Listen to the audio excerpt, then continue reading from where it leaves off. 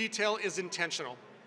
Firefighters have immediate access to washing machines and showers, 2 sets of turnouts so they always have a clean set available,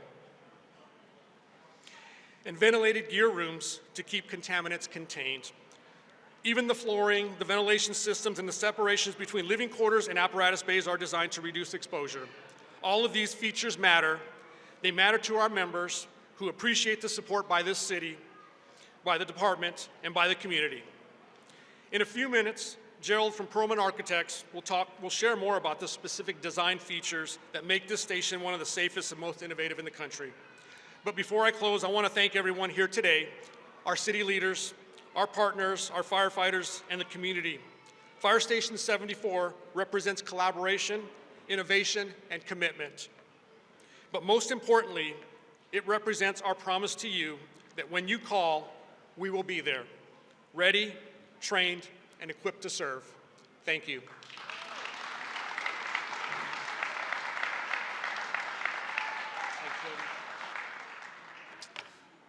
Good morning, everybody. It's a pleasure to be here today. Drove up from Tucson. We had our state convention there, and the I-10 was shut down for a bit, so I'm a little late, but happy to be here. First, want to thank the mayor, Councilman Robinson, Ed Zerker, the city manager, Councilwoman Pastor. Thank you to senior staff, and most importantly, thank you to the community for allowing us, partnering with us to make this happen today. And also want to thank the firefighters. This fire station is going to save lives. Somebody that otherwise wouldn't be here without this being built is going to benefit from this. I had the pleasure of working at Battalion Step 7, which is at Fire Station 43 on 40th Street and Chandler Boulevard. We used to have a decent amount of mountain rescues at this mountain just west of here. Back then, unfortunately, the highly trained people that Chief Duran was speaking about had to come from the city of Chandler to assist on those rescues. Now your Phoenix firefighters will be able to do the job that they're paid to do and protect the community. We've had a lot of progress these last few years with getting fire stations built, getting more members to serve your community, or our community, I should say, because we all live and work in this city. And I want to say thank you to you guys for that. Thank you to senior staff. And again, most importantly, thanks for the community for voting and putting good politicians in place to allow us to build what we got coming. Local 493 appreciates all the partnership. We love our community, love our fire department, and appreciate everybody. Have a wonderful day. Good morning and welcome. First and foremost, welcome to the community members and to our distinguished guests. It's a pleasure to be able to speak in front of you today. It's hard for me to imagine being here today as a kid who grew up in the Ahwatukee foothills and moved here 43 years ago. This was definitely not on my bingo card. And I had more hair when I had my visions then. I want to start out by thanking the City of Phoenix, Silvio, Jaime, and Kyle. Thank you for being amazing partners through this delivery. This is an absolutely beautiful facility, and we're excited to deliver it. Thank you to Gerald at Perlman Architects. He's been an absolutely wonderful partner to work with and collaborate with in delivering this absolutely beautiful facility to our family members at the City of Phoenix. I want to especially thank the team at BFL, Ducks, Jake and Sean, who really stepped up to deliver this grand opening in such a beautiful fashion. The fire department, I'm excited for you folks to have this beautiful new facility and just want to say welcome home. Thank you very much for this opportunity and including us, and congratulations.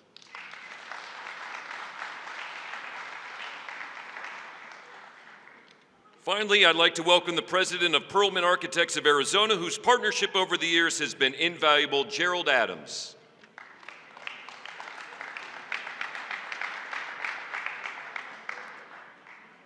All right, for Good morning, and for one day, I guess I'll clarify. I'm not the president, but it's an honor to be here. It's an honor to be working on these projects.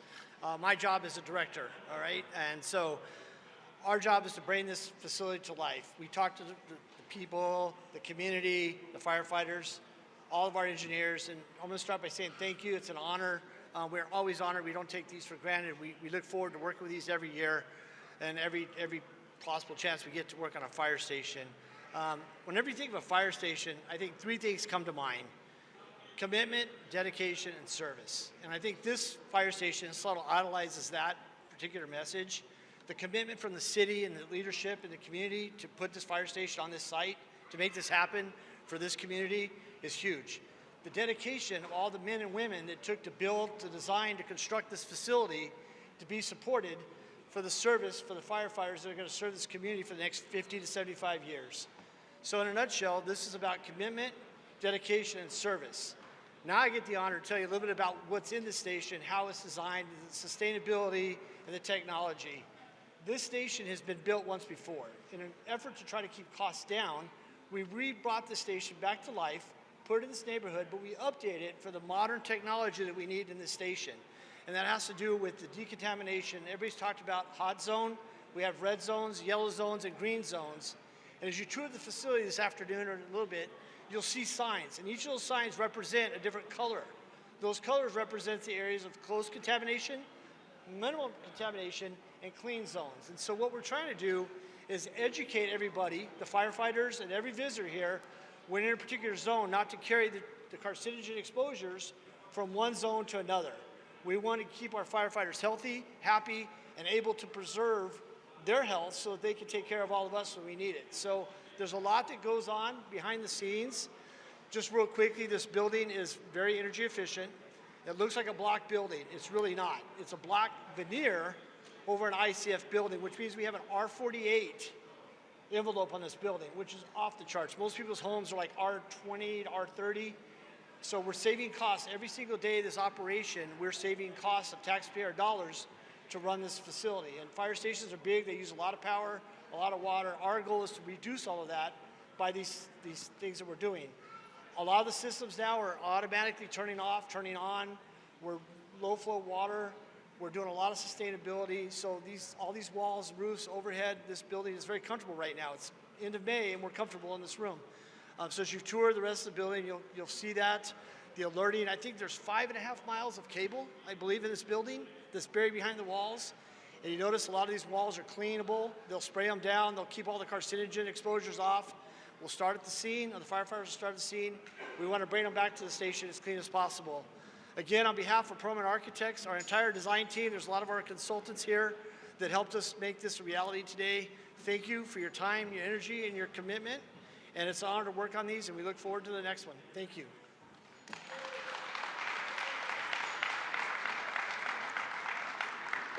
All right, that concludes our formal remarks for this morning. I'd like to thank everybody for joining us.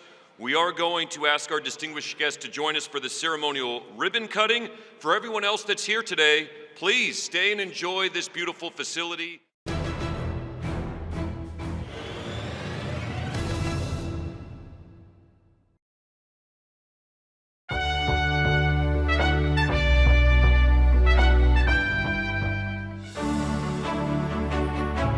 Kayla Kaloran is a passionate advocate for urban forestry, whose work is transforming neighborhoods across Phoenix. She co-developed the city's first equity-focused tree planting grants, including Canopy for Kids and the innovative Community Canopy program, initiatives that in just 18 months have planted more than 4,100 trees in areas with the greatest need. Her leadership also helped secure a remarkable $10 million U.S. Forest Service grant, doubling the city's annual tree planting pace and advancing environmental justice. Kayla is a certified arborist and Spanish speaker, allowing her to connect personally with thousands of residents as she educates, supports, and empowers them. Whether reviewing site photos, hosting neighborhood events, or delivering tree care kits, Kayla builds trust, answers every question, and creates positive experiences that keep residents engaged. Her work strengthens communities, expands shade, and redefines what it means to serve both people and the planet. We're so proud that she won. She is great with people. She spends a lot of time on the phone with the public, and she's so kind to them. We're so proud of you, Kayla, and we know you're going to excel at everything you do. Nicholas Beliveau has made a remarkable impact on how the city manages its telecommunications. Through sharp analysis and collaboration across departments, Nicholas identified inefficiencies and created a new quarterly review system that brought accountability and clarity to mobile line usage. His efforts led to a 9% reduction in monthly costs and nearly $1 million in annual savings by removing thousands of unused lines. He also negotiated more competitive mobile plans, adding another $100,000 in yearly savings, all while improving device tracking and ensuring every line is properly assigned. Nicholas's thoughtful data-driven approach has strengthened operations citywide and set a new standard for fiscal responsibility and innovation. He's an exceptional team player. He goes over and beyond with all his duties. He steps in when there's vacancies. He doesn't just do the minimum. He's a great coach to his team. He's great with all the vendors. The vendors really enjoy working with him. He's enthusiastic about his job. He brings tons of passion. Great employee to work with. The Housing Support and Relocation team took on a challenge rooted in something far deeper than logistics. When Maryvale Parkway Terrace underwent full rehabilitation, 103 senior and disabled residents were asked to leave the place they considered their safe and familiar home. For many, this meant confronting mobility barriers, medical needs, and an overwhelming fear of losing stability. That is why the team's work mattered so profoundly. They responded with extraordinary empathy, calling residents daily, sometimes late into the evening, simply to reassure that they weren't alone. They protected medications, oxygen equipment, pets, and personal belongings. They kept essential services running, and they hand-delivered paperwork to reduce stress. Housing placements were chosen thoughtfully to keep residents close to their doctors, groceries, and community ties. And when residents returned, the team stayed beside them, making sure every homecoming felt safe. Their compassion resulted in 0 escalated complaints and countless moments of heartfelt gratitude. After the renovation, when the seniors came back, they were amazed of what they were coming back to. Newly renovated apartment that they could call home. And I want to congratulate the team for doing such a great job relocating our residents, taking the time, the care that was needed to make this project a success. In just her probationary year, Megan Mullen delivered achievements that would challenge even a seasoned professional. She coordinated the rollout of 2,000 smartphones across police precincts, ensuring specialized access and smooth transitions for units with unique needs. She then played a key role in the citywide Windows 11 migration, supporting more than 5,400 police department computers and even coordinating an overnight upgrade of 1,000 devices, contributing to a 96% completion rate and significant cost avoidance. Megan also supported the launch of the new records management system, streamlining complex vendor processes with automation. Her adaptability, technical skill, and determination strengthened infrastructure, saved city funds, and improved public safety operations, all in her first year. Megan's demonstrated a strong leadership since the moment she got to the department. She's not only motivated members of her own team, but members of staff across all parts of the IT Bureau. I'm looking forward to all the future projects that Megan will be overseeing and running. Megan, congratulations on this well-deserved award. While on duty near 42nd Avenue, Arnold Gracia witnessed a young child run into traffic, visibly terrified. Without hesitation, he safely stopped the vehicle, blocked traffic, and reached the child, who ran into his arms for safety. Arnold protected him on the sidewalk, coordinated with bystanders, and contacted police to ensure the boy received immediate help. He remained with him until officers arrived and later learned the child had been missing for several weeks. When the child's mother asked to meet him, Arnold humbly declined, saying he simply had done what any responsible person would do. His quick action, calm presence, and compassion made a profound difference in a moment of crisis.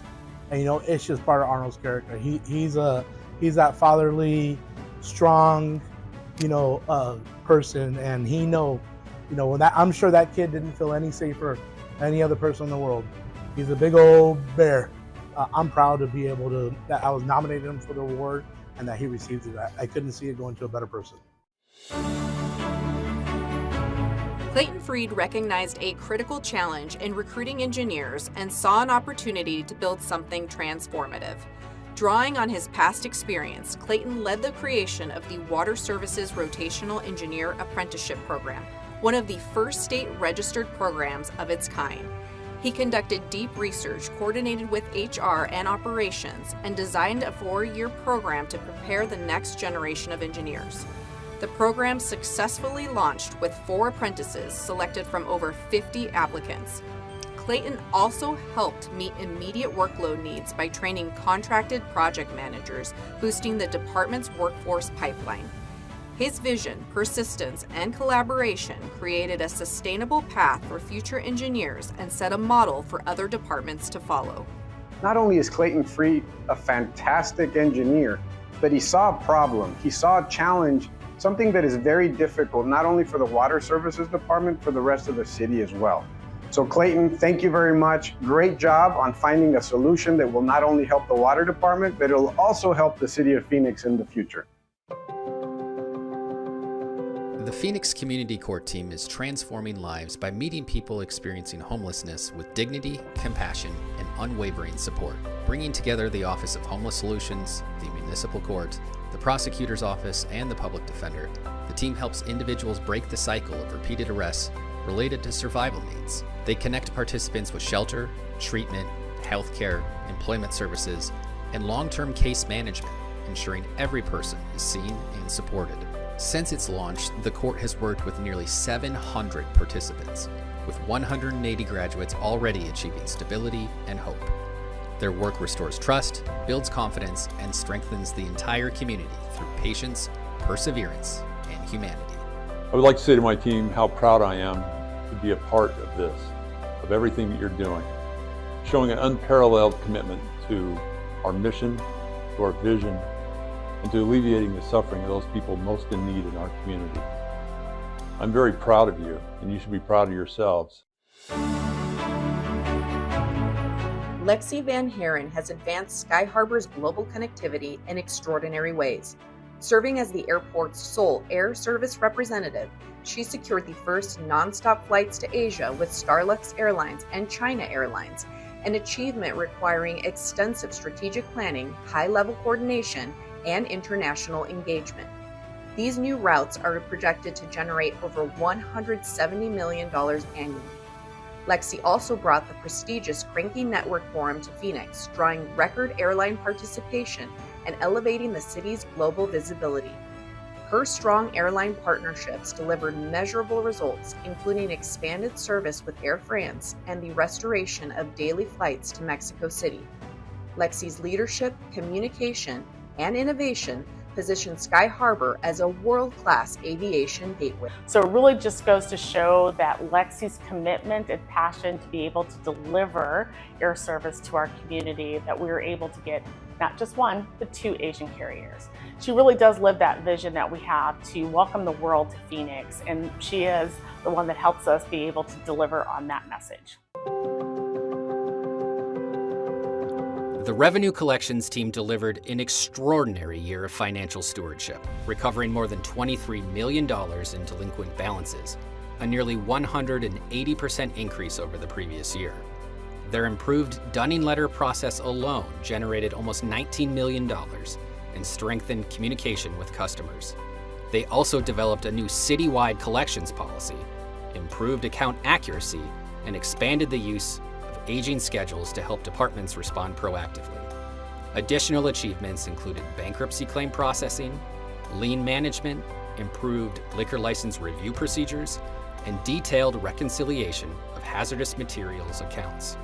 Through teamwork, strategic thinking, and data-driven improvements, the Revenue Collections team strengthened the city's long-term fiscal health.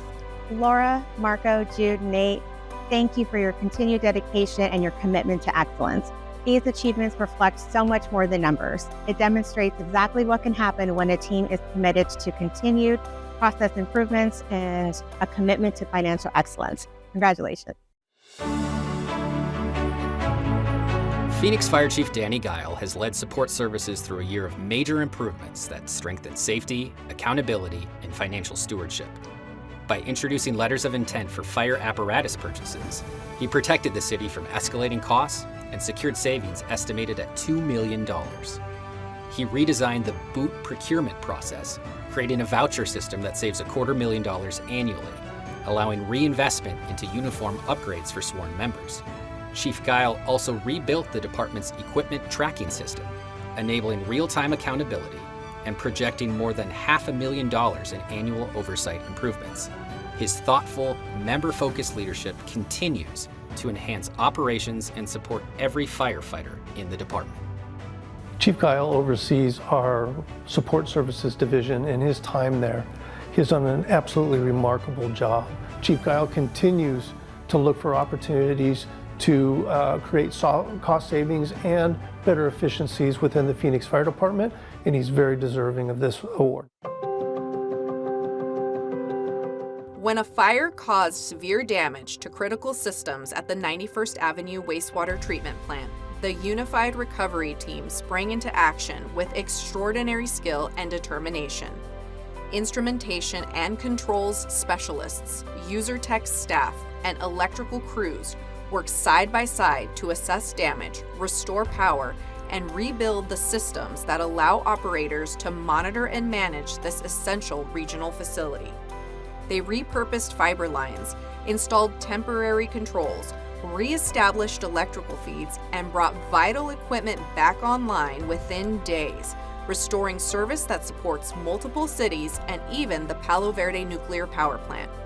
Their creativity, teamwork, and long hours turned a major emergency into a rapid, coordinated recovery. This team's dedication protected public health and ensured uninterrupted wastewater treatment for the entire region. And all this happened within 3 or 4 days was really outstanding. It really highlighted the talent, the sense of ownership, and just the work ethic that the City of Phoenix has with the staff here at 91st Avenue. It really exemplifies employee excellence, not just for the City of Phoenix, but also for the surrounding municipalities.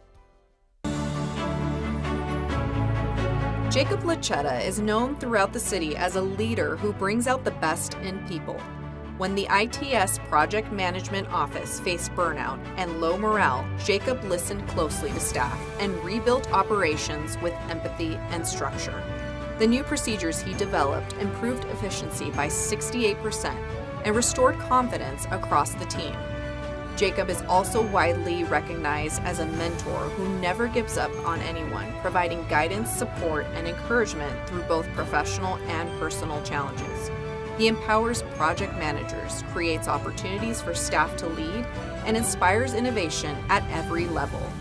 His approach to leadership has strengthened the organization and shaped future generations of city leaders. Jacob is extremely caring. He has an ability to recognize when people feel uncomfortable, and he reaches out and he brings them into the virtual fold, so to speak, of caring, and he helps people to see that they really are important and not just see it, but they begin to feel it thanks to Jacob. After being launched by the Office of Emergency Management just 2 years ago, the Bleeding Control Initiative team has quickly brought life-saving skills directly into the community. By adapting the national Stop the Bleed program, the team trained hundreds of city employees and community members to act confidently in emergencies. They installed bleeding control stations in key facilities, expanded public training sessions across every council district, and secured creative funding that stretched resources while maximizing impact. Their efforts have already proven critical, most notably when trained library staff used a bleeding control kit to stabilize a shooting victim until EMS arrived. Through collaboration across 6 departments, more than 4,500 hours of work, and a passion for public safety, this team is building a safer, more prepared Phoenix. We didn't have a budget for instructors. We didn't have a budget for laborers to put up stations. We didn't have a budget for space, and this team came together and we solved for all those things. When you talk about collaboration, working together across city departments, this team, we did that. For more than 20 years, Jeremy Legg has helped shape the city of Phoenix, guiding the growth of districts, destinations, and some of the city's most ambitious civic projects. His career spans community and economic development, law, the Phoenix Convention Center, and the Office of the City Engineer, experience that has made him a trusted steward of major city assets. Most recently, Jeremy completed the $190 million renovation of a 27-story tower into the new Phoenix Police Headquarters, redefining the footprint of public safety downtown. He now leads progress on the citywide GEO bond program, helping deliver critical investments across Phoenix. Previously, Jeremy oversaw the $240 million reimagining of the downtown arena, the Mortgage Matchup Center, modernizing the home of the Phoenix Suns and Mercury. He also facilitated the sale of the Sheraton Phoenix Downtown, Arizona's largest hotel, strengthening a cornerstone of the city's hospitality portfolio. Jeremy has negotiated and overseen major real estate deals across sports and tourism, including multiple MLB spring training complexes. Jeremy's mark on the city of Phoenix can be seen wherever people go, and we're forever grateful for his dedication to making Phoenix a great place to live, work, and visit.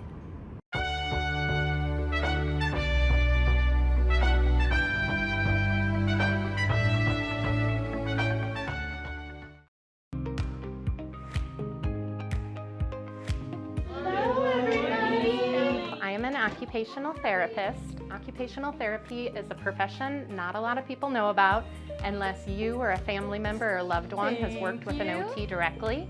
I've been an OT for over 10 years. I currently work in the Paradise Valley Unified School District in the Learning for Independence program. So I work with students kindergarten through 22 years old with moderate to severe physical and cognitive disabilities. When I teach my OT students, I'm like, it's not a disability, it's a different ability. We have to figure out the different way that they can get this done. We are gonna have a fun day today. With the Learning for Independence program, it's a lot of hands-on life skills. So what I try to incorporate is creative job skills and job readiness skills. Today we are going to be working as Costco employees. They will be prepping and handing out samples. They'll be working on their fine motor skills, their social interaction skills, and just overall problem solving, motor planning, what it would take to have a job after high school. It's not always about what you have, but what you give. I put a smile on these kids' face. They are motivated. They remember, oh, Miss Kelly did this really fun thing with us, and go home and tell their parents. It doesn't matter your disability, it's who you are inside that really is what's most important.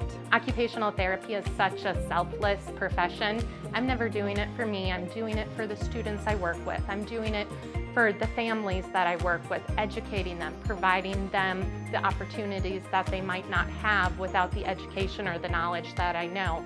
I'm just so thankful. I'm just so shocked that I won this award. To be recognized is such a big honor. It's such a collaborative profession that I work with teachers, I work with physical therapists, vision and hearing specialists, that all of these collaborators have one common goal of helping children succeed, that it's such an honor that I got recognized, but the individuals that I work with deserve the recognition. It just betters the lives of our future and just deserves to be recognized.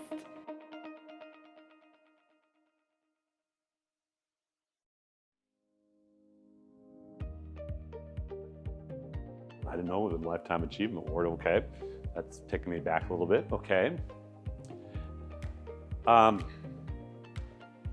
don't think anyone in the nonprofit world does this for accolades. We do it because of our mission and what we're trying to do for the community. I got involved with the Foundation for Blind Children when my son was born. Max was 3 months when his doctor said something's wrong with his eyes, and the last thing the doctor told us to do was to call the Foundation for Blind Children. We called them and they showed up on our doorstep the next day, and from that moment on we were a part of Foundation for Blind Children. My wife and I got on the board. Once I was on the board, our CEO retired, and I looked at my wife and I said, I think this is what I'm supposed to be doing. and I sold my company and came to work here, and that was 17 years ago. We built this into the largest Braille library in the country.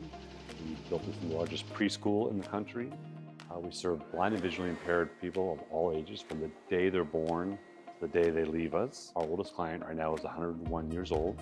We are overcoming major chronic problems. We didn't have enough teachers, so we built a teachers program with ASU. We didn't have a low vision clinic, so we built a low vision clinic. We needed more classroom space, so we built a new school. Whatever the obstacle is, we will overcome it, and that's what we teach our students. Vision loss is not the end of the world. It's just a different world. The Foundation for Blind Children really gives parents that hope and give those students, those children that hope that they can do anything. And we've proven it over and over again. They do everything. We took 8 blind students to the top of Mount Kilimanjaro, 19,340 feet. We set 4 world records. We had the largest blind group ever. We had the first blinded US vet to reach the top, first person with albinism to reach the top, and my son was the youngest blind climber ever reached the top, and still is. That's my favorite part about my job. I get to tell the story over and over and over again, and it inspires people to do bigger and better things. And I love the Foundation for Blind Children. I love our students, I love our families. I truly believe that doing right for them completes me, makes me who I am. When the mayor's office recognizes you for what we do every day, it's pretty special. I know that over my lifetime I've done some special things. I've seen some kids do some special things. I've led some kids in the top of mountains, across oceans, and I didn't do it for the accolades, but I did it for the kids. But it's always nice when the mayor recognizes you.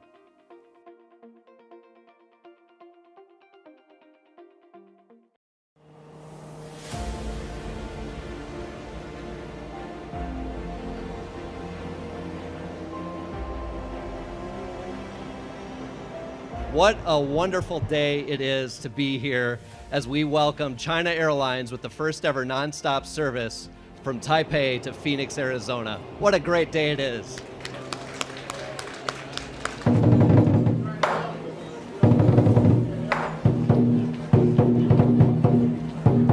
It was an honor to be on that inaugural flight from Taipei, Taiwan to Phoenix. It is indicative of what I know is a tremendous partnership that is really going to propel this region, the relationship between the two countries.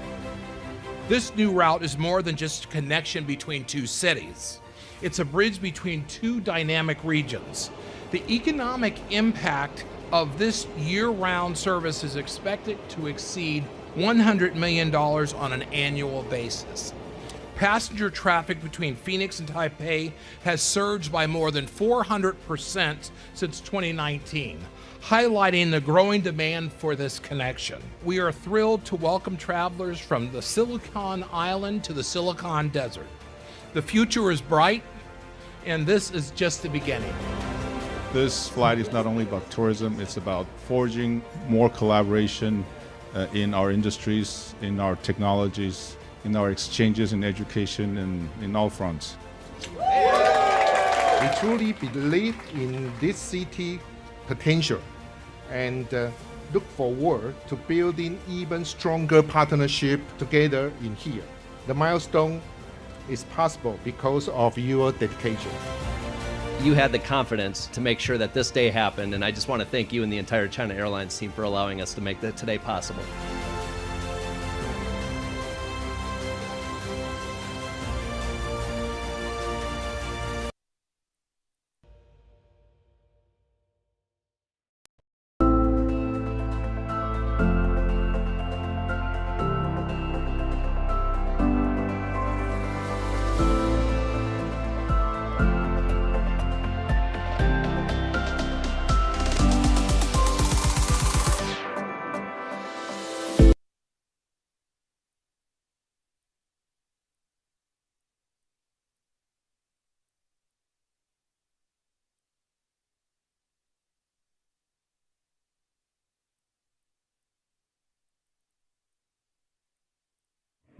Good morning. Thank you for attending today's meeting. If you could please find your seats, we will begin in 1 minute.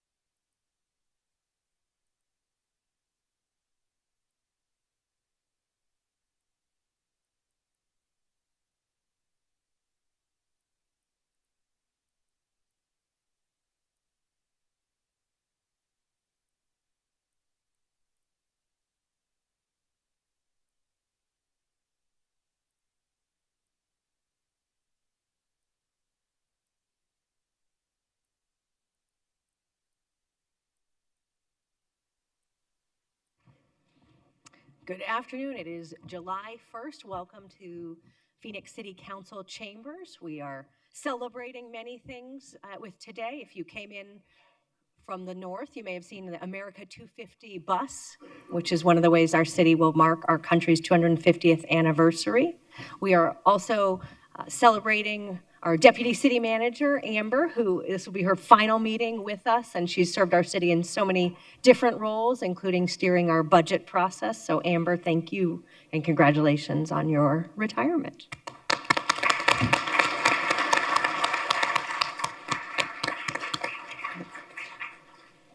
We'll begin today with an invocation from Police Chaplain Harry Sexton.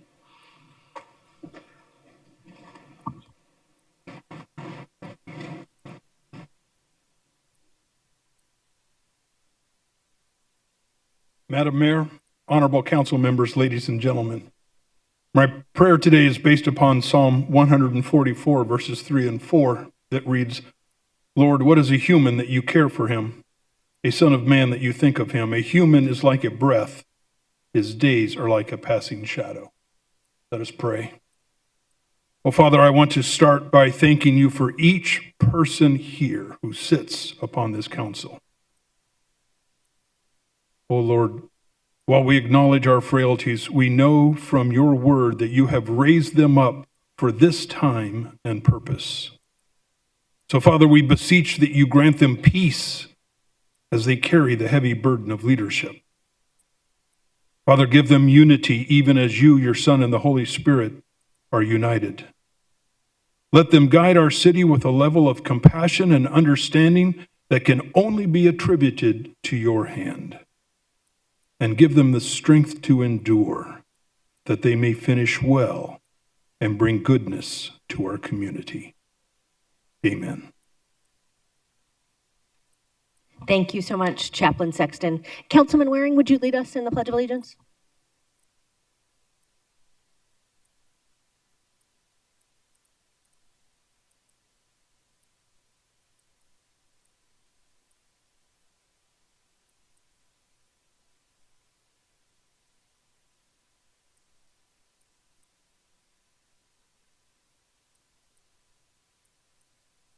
Thank you, Councilman Waring.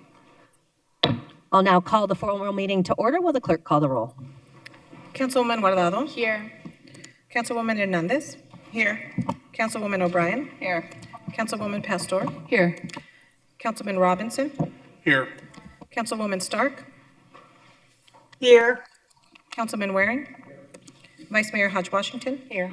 Mayor Gallego. Here. Mario Barajas and Elsie Duarte are with us to provide Spanish interpretation. Mario, would you introduce yourself? Yes, Mayor, thank you. Good morning. My name is Mario Barajas. I'll be working with Elsie Duarte as Spanish interpreters. I'll now take a moment to introduce ourselves to our Spanish-speaking audience. Buenos días.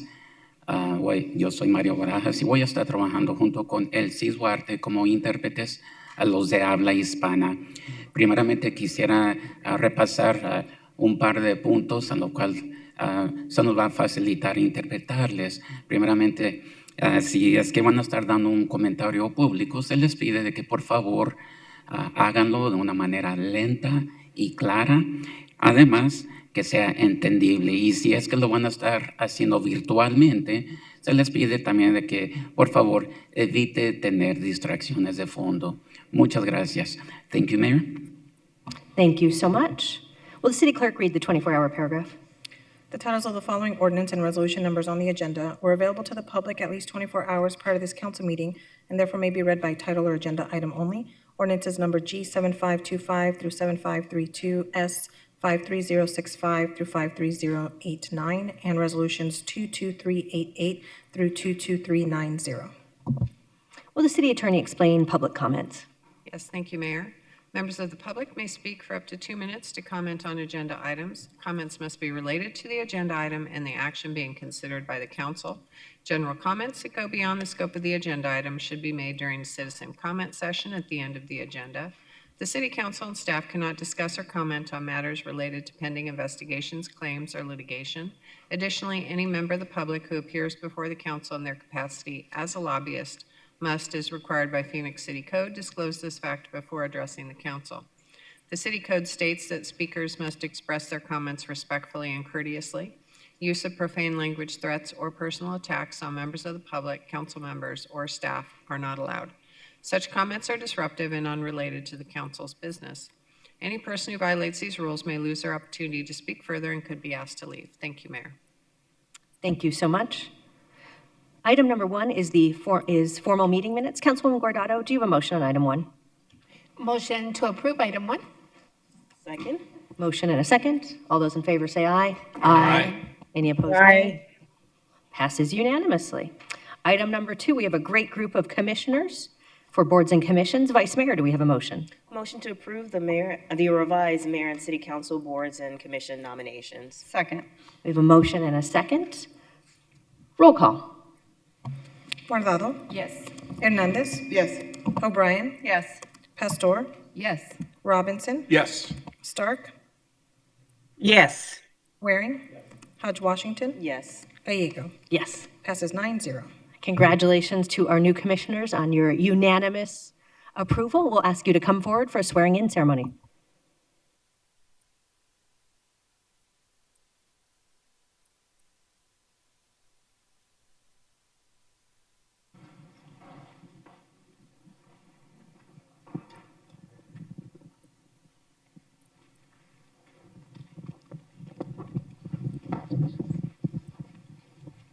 Congratulations. Please raise your right hand. I state your name.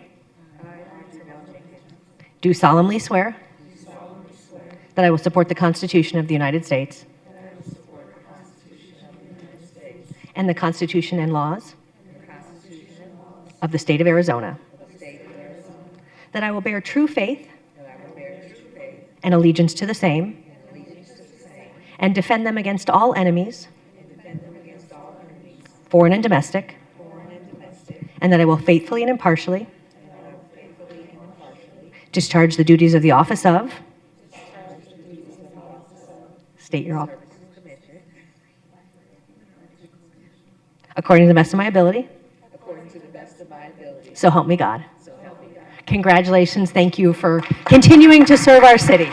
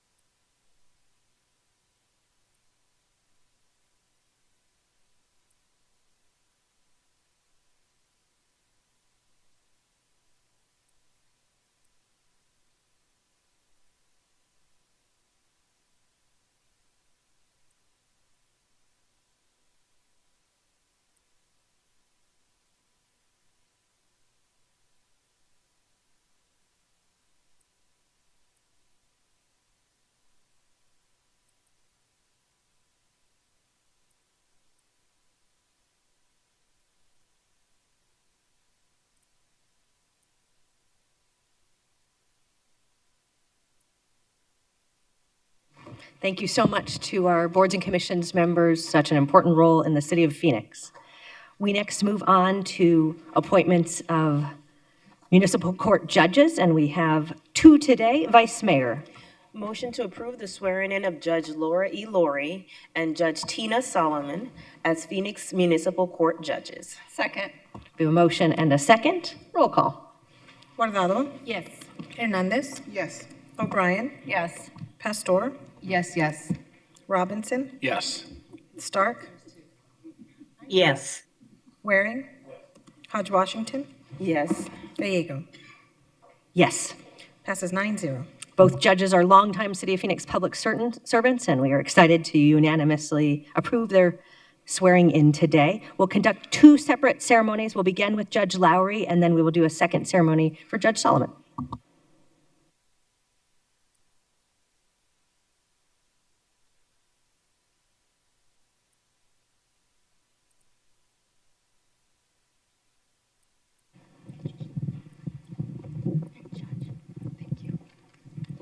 And do you want to introduce who are with our... Yes, this is my son, Nick Lowry, his wife, and my daughter-in-law, Lauren Lowry, and in 2 weeks, it'll be my first grandchild, London Lowry.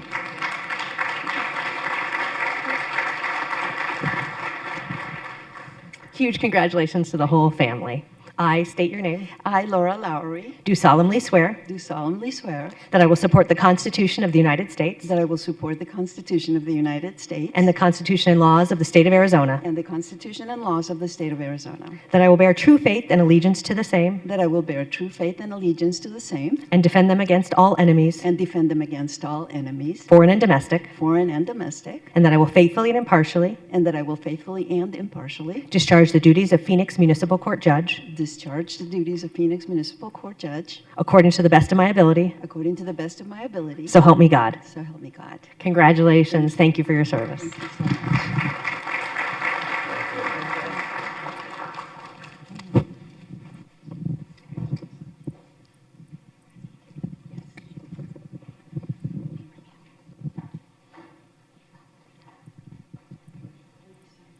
We'll let the City Council congratulate Judge Lowry, and then we will conduct the swearing-in ceremony for Judge Solomon.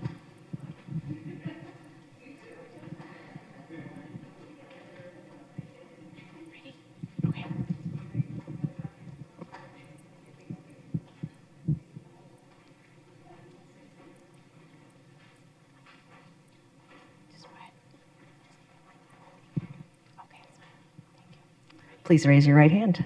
I state your name. I, Tina Solomon, Do solemnly swear do solemnly swear that I will support the Constitution of the United States that I will support the Constitution of the United States and the Constitution and laws of the State of Arizona, and the Constitution and the laws of the state of Arizona, that I will bear true faith and allegiance to the same that I will bear truth, faith, and allegiance to the same, and defend them against all enemies, and defend them against all enemies, foreign and domestic, foreign and domestic, and that I will faithfully and impartially and that I will faithfully and impartially discharge the duties of Phoenix Municipal Court Judge discharge the duties of Phoenix Municipal Court Judge according to the best of my ability. according to the best of my ability. So help me God. So help me God. Thank you for stepping up for our city.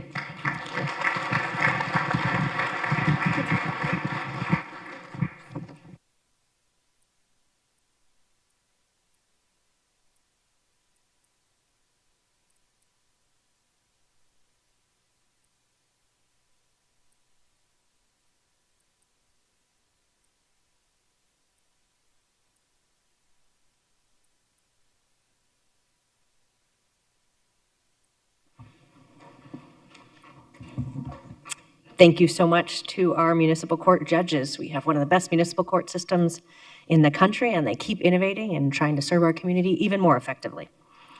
We next go on to the liquor license, bingo, and off-track betting applications portion of our agenda. The Phoenix City Council serves an advisory role to the state of Arizona on liquor licenses. Vice Mayor, do we have a motion? Motion to approve items 4 through 36, except items 35 and 36. Second. We have a motion and a second. All those in favor, please say aye. Aye. Any opposed, nay?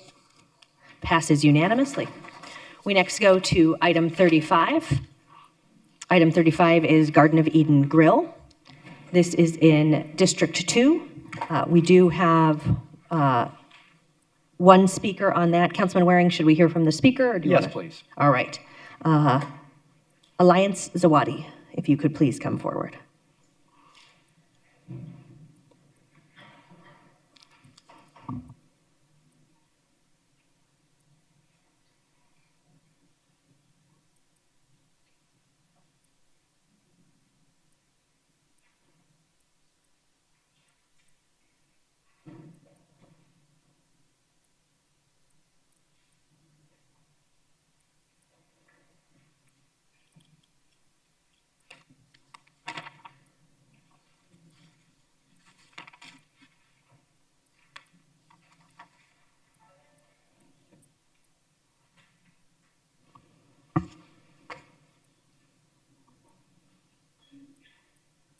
You may begin when you're ready.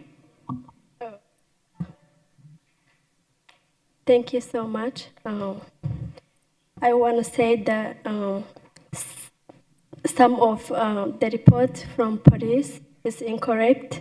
One is that the police said there's a stage in the restaurant, but that's incorrect. There's no stage anymore. That was for the previous owner. There's no stage in the restaurant right now. Okay, another one, he said that the sign outside, it says private party and live entertainment, but there's not. I have a proof of how the outside sign look like right now. So there's no live entertainment. Also, he said about the neighbors being complaining about the noise. Also, that's incorrect. I have 11 business neighbors that sign all the papers for me saying that I never have a problem with any noises or anything. So I have all the proof of it. Also, he said about me not making, like the restaurant is not making 40% of the sale of the food. That's also incorrect. I have all the proof of like all the sales with me right now. So I have it and I send it to him via text message and also email.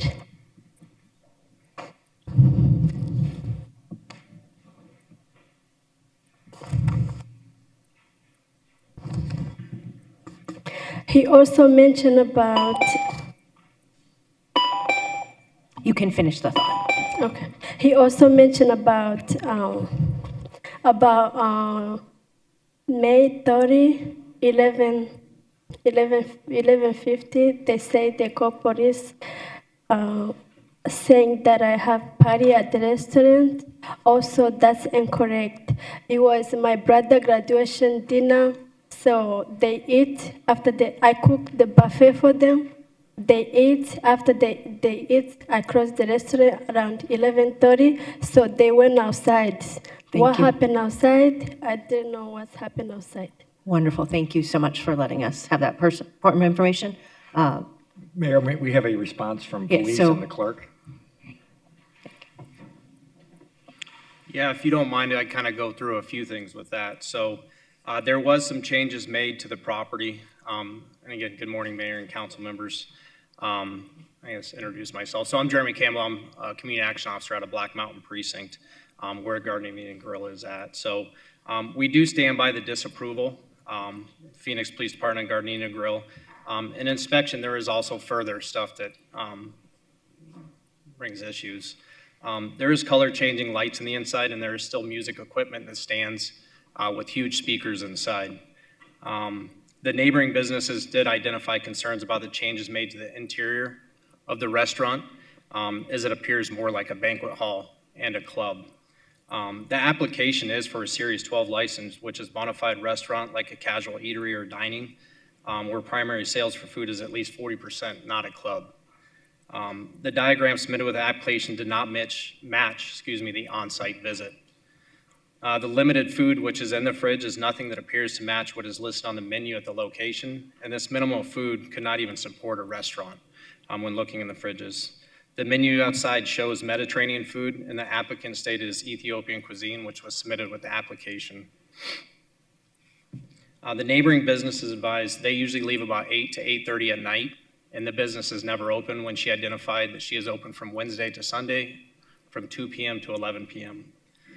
Since the application was submitted, there has been several police calls regarding Garden of Eden Grill, one of which was a large gathering, which Alliance speaks of with individuals outside, and this was after midnight. Officers responded, spoke to individuals, and they identified that there was a party at the venue, which is not supposed to be a venue. There's also been multiple alarm calls to neighboring businesses, and when the officers arrived, there's loud music coming from Garden of Eden Grill, which has been at 1 o'clock in the morning. So Mayor and council members, I'd just like to say this is a few of the reasons the Phoenix Police Department does recommend disapproval based on the above findings. The applicant has not shown that she is capable, qualified, or reliable to hold a liquor license. In addition, based on the recent calls for service, which is of great concern, expressed by neighbors, the establishment does not meet the requirements of a Series 12 liquor license, and the community will not substantially be served by the issuance of this license. Thank you, Mayor and council members. Thank you so much. Councilman Waring. I'm ready to make a motion, Mayor. I move to disapprove. Second. We have a motion and a second. And Kristen, do we need the whole reason for disapproval? Thank you, Mayor. Only if the council requires a staff Great. report. All right. Roll call. Guardado. Yes. Hernandez. Yes. O'Brien. Yes. Pastor. Yes. Robinson. Yes. Stark. Yes. Waring. Yes. Hodge Washington. Gallego. Yes. Passes 9-0. Thank you. Item 36 is Sky Market. It is in District 3. We do not have anyone registered to speak on this item. Councilwoman Stark. Yes, I'm prepared to make a motion. I recommend that we disapprove this liquor license for two reasons. First, we've had neighborhood protests, and secondly, the applicant has not resolved the pending City of Phoenix building and zoning requirements. Second. We have a motion and a second. Roll call. Guardado. Yes.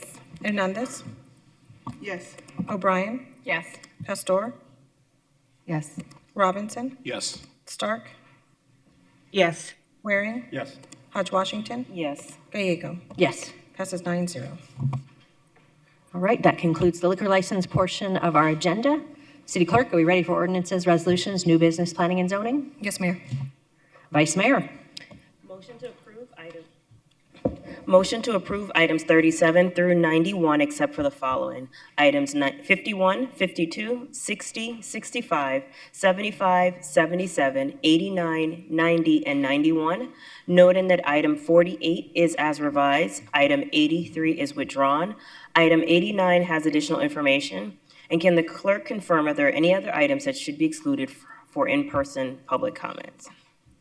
Mayor, Vice Mayor, no other items to exclude at this time. Second. We have a motion and a second. Roll call. Guardado. Yes. Hernandez. Yes. O'Brien. Yes. Pastor.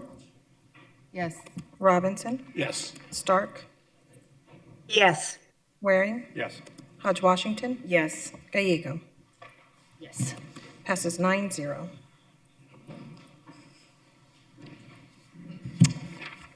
Next is item 51, which is a public hearing on the adoption of the property tax levy for 2026-2027 fiscal year.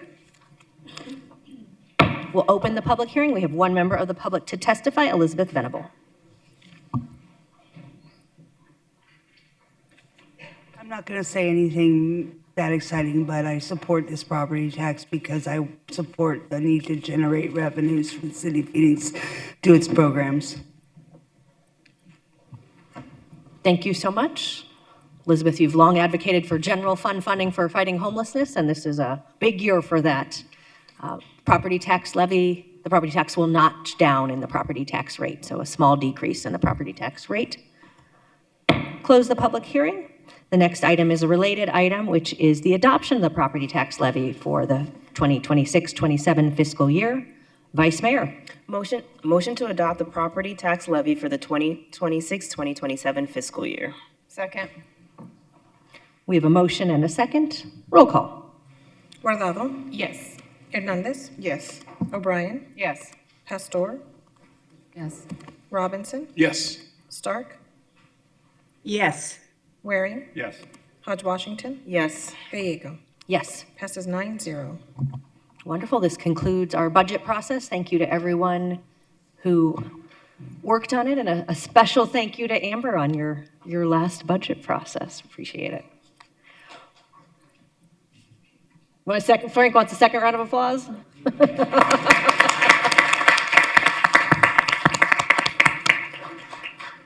It's a budget that invests in public safety, child care, helping our most vulnerable. So worth celebrating, and thank you, Amber, for your work on it. We next go to item 65, Cactus Park Architectural Services. Nope. 60? I don't see that up there. All right, 60. Item 60, Vice Mayor.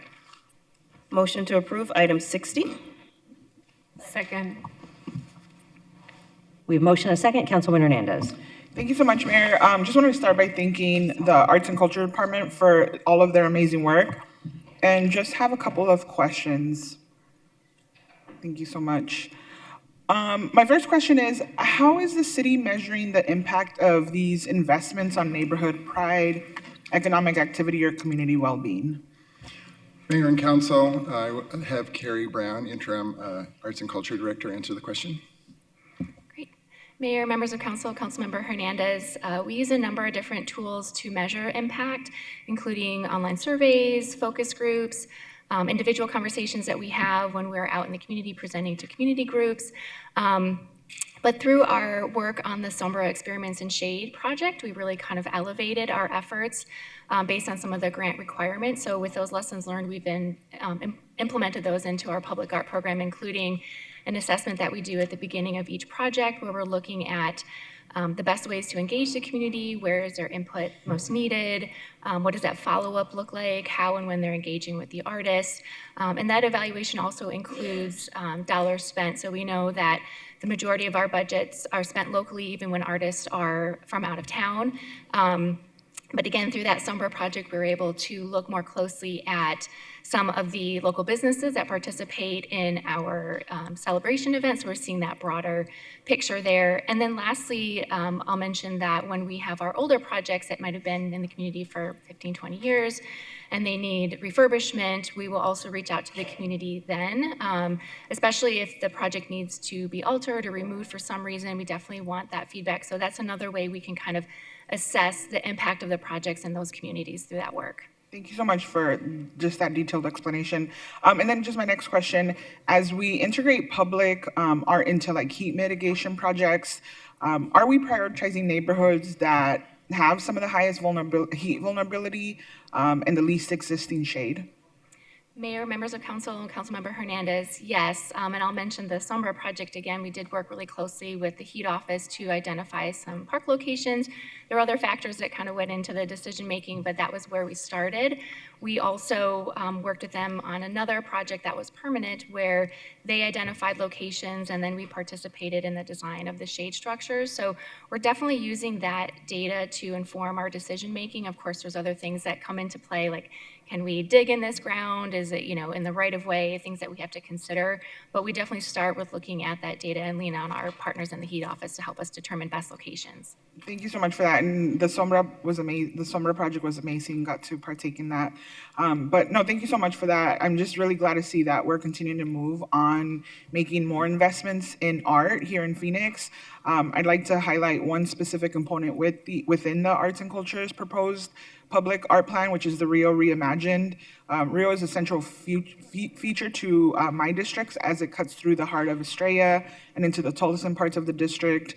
I am proud that some of the artwork featured at the Rio will elevate Orem community's relationship with the river.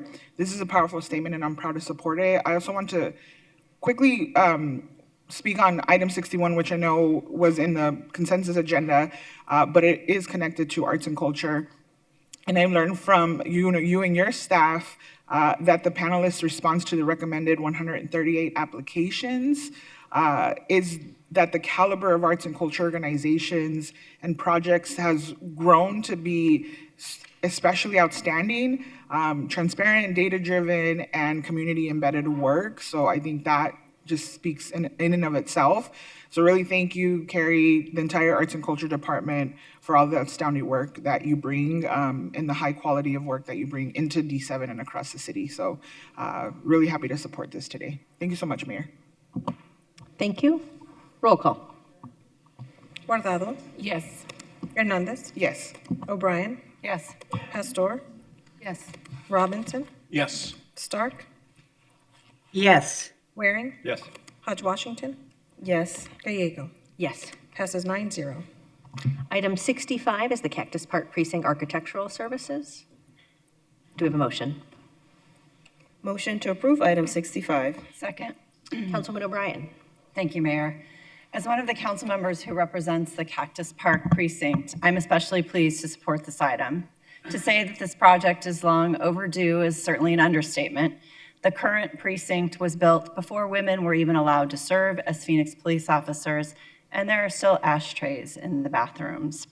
The new precinct at 31st Avenue and Thunderbird will provide modern, functional spaces and updated technology. Our officers deserve facilities that reflect the professionalism and dedication they bring to the job every day. This investment demonstrates that we value their service and want to ensure they have the tools to succeed. Just as importantly, residents deserve a precinct that can keep pace with growth and support the high level of public safety services they expect. The new campus will create a welcoming space for community meetings and strengthen the relationship between residents and the police department. I'm excited that the former Fry's Electronics, an iconic store for many residents, will be transformed from a vacant retail site into a major public safety asset.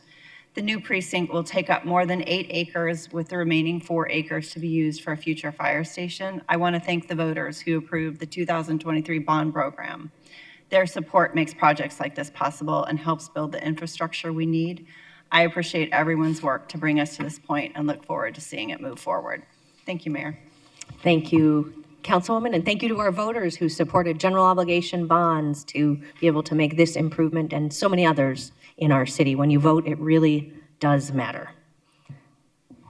Roll call. Guardado. Yes. Hernandez. Yes. O'Brien. Yes. Pastor. Yes. Robinson. Yes. Stark. Yes. Waring. Yes. Hodge Washington. Yes. Gallego. Yes. Passes 9-0. We next move to item 75, which is Water Service Department Mutual Aid Agreement. Vice Mayor. Motion to approve item 75. Second. We have a motion and a second. This is a really important partnership that will allow us to work with other communities to make sure we secure our water supply.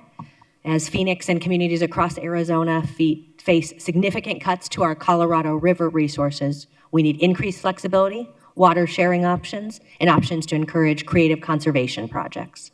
Phoenix takes seriously our leadership role in the state and the region, and I'm proud that our team has played a key role in delivering this new mutual aid framework, known as the Secure Water Arizona Program, or SWAP. It will help communities who find themselves in emergency situations by providing a clear pathway to access resources from communities who have the ability to help, all through completely voluntary transactions that respect the unique needs of every community. SWAP also provides a framework to incentivize creative conservation projects, allowing communities to support conservation efforts in other parts of the state and to acquire some of the water saved. SWAP creates a mutual support framework as we all face significant cuts to our Colorado River supplies. It's a practical program that will allow our state the flexibility to weather the uncertainties in the Colorado River Basin, and it reflects our commitment to one another. We've particularly heard from some other cities who want to know if Phoenix might be able to partner with them through a very uncertain time. It's a real point of pride for me that we're moving this item forward and that we can be good partners. I'll next turn to Vice Mayor Hodge Washington. Thank you so much, Mayor. As the city's representative on AMWA, I too wanted to take a moment to highlight the mutual aid agreement as an important solution in our collective effort as we are facing the challenges that we are facing regarding the Colorado River water supply. I am proud of the work that we as a city are doing to ensure that our 100-year water supply remains intact, even with some uncertainty from the Colorado River. As we prepare for potential water resources cuts from the Central Arizona Project, we must and we continue to be innovative in our approach and work with our partners throughout the region to provide real solutions to this very real challenge ahead of us. As mentioned, these agreements will create an emergency reserve of water to help address potential shortage. It will also help establish a reduction offset program. And lastly, provide an opportunity to work with partners on new water transactions, making us more nimble in our approach to this issue. I also would like to take a moment to thank our water services and water resource team. Brandy Kelso's leadership gives me confidence in our water and wastewater services, and Max Wilson, as our water resource advisor, has done an excellent job in keeping the council updated and involved in the critical water negotiations. Just last week, Max presented the mutual aid agreements to the members of AMWA and did a great job explaining to our regional partners the importance of this solution. Lastly, I would be remiss if I did not again emphasize to the other communities that rely on the Central Arizona Project to join us in these agreements. These agreements are a testament to our continued effort to ensure that residents in our beautiful desert city will have continued access to water and our willingness to collaborate with willing partners. So this is a step forward, not just for the city, but for the region as a whole. So thank you, Mayor. Thank you so much, Vice Mayor. Roll call. Guardado. Yes. Hernandez. Yes. O'Brien. Yes. Pastor. Yes. Robinson. Yes. Stark. Yes. Waring. Yes. Hodge Washington. Yes. Gallego. Yes. Passes 9-0. Item 77 is next, which is the abandonment of easement for Thistle Landing Drive. We do have several members of the public. Do you want to hear them first? All right. We'll go first to Alex Johnson. And Alex will be followed by Kathy Monk.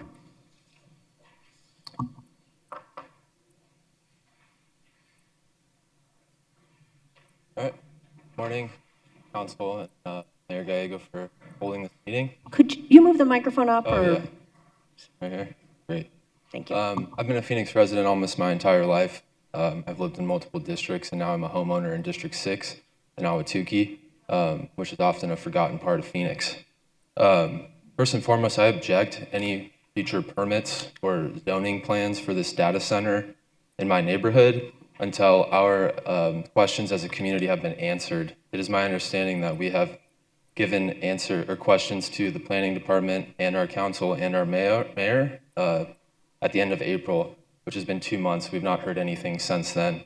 It is also our understanding that this land is not zoned properly. And it's also ironic that tomorrow we celebrate 1 year of the city council putting red tape around data centers, which, thank you for doing so. Feels a little bit reactive, but I understand that this has taken us all by storm. But that being said, that initiative has not been applied to our project and has not been applied to other projects that are being specially waived into development, as the Planning and Development news release a year ago said.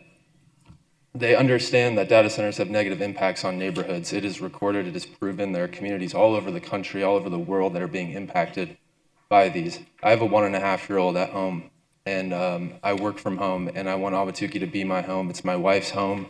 It's her family's home.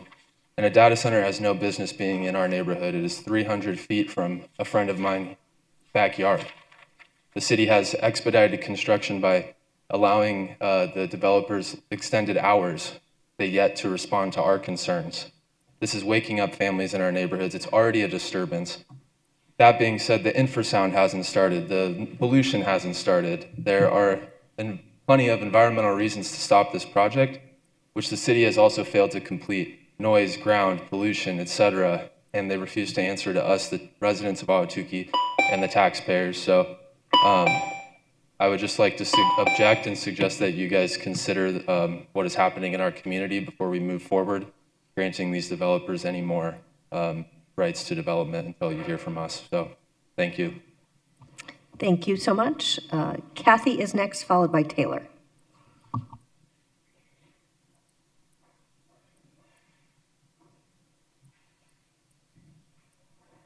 Do we have anyone online?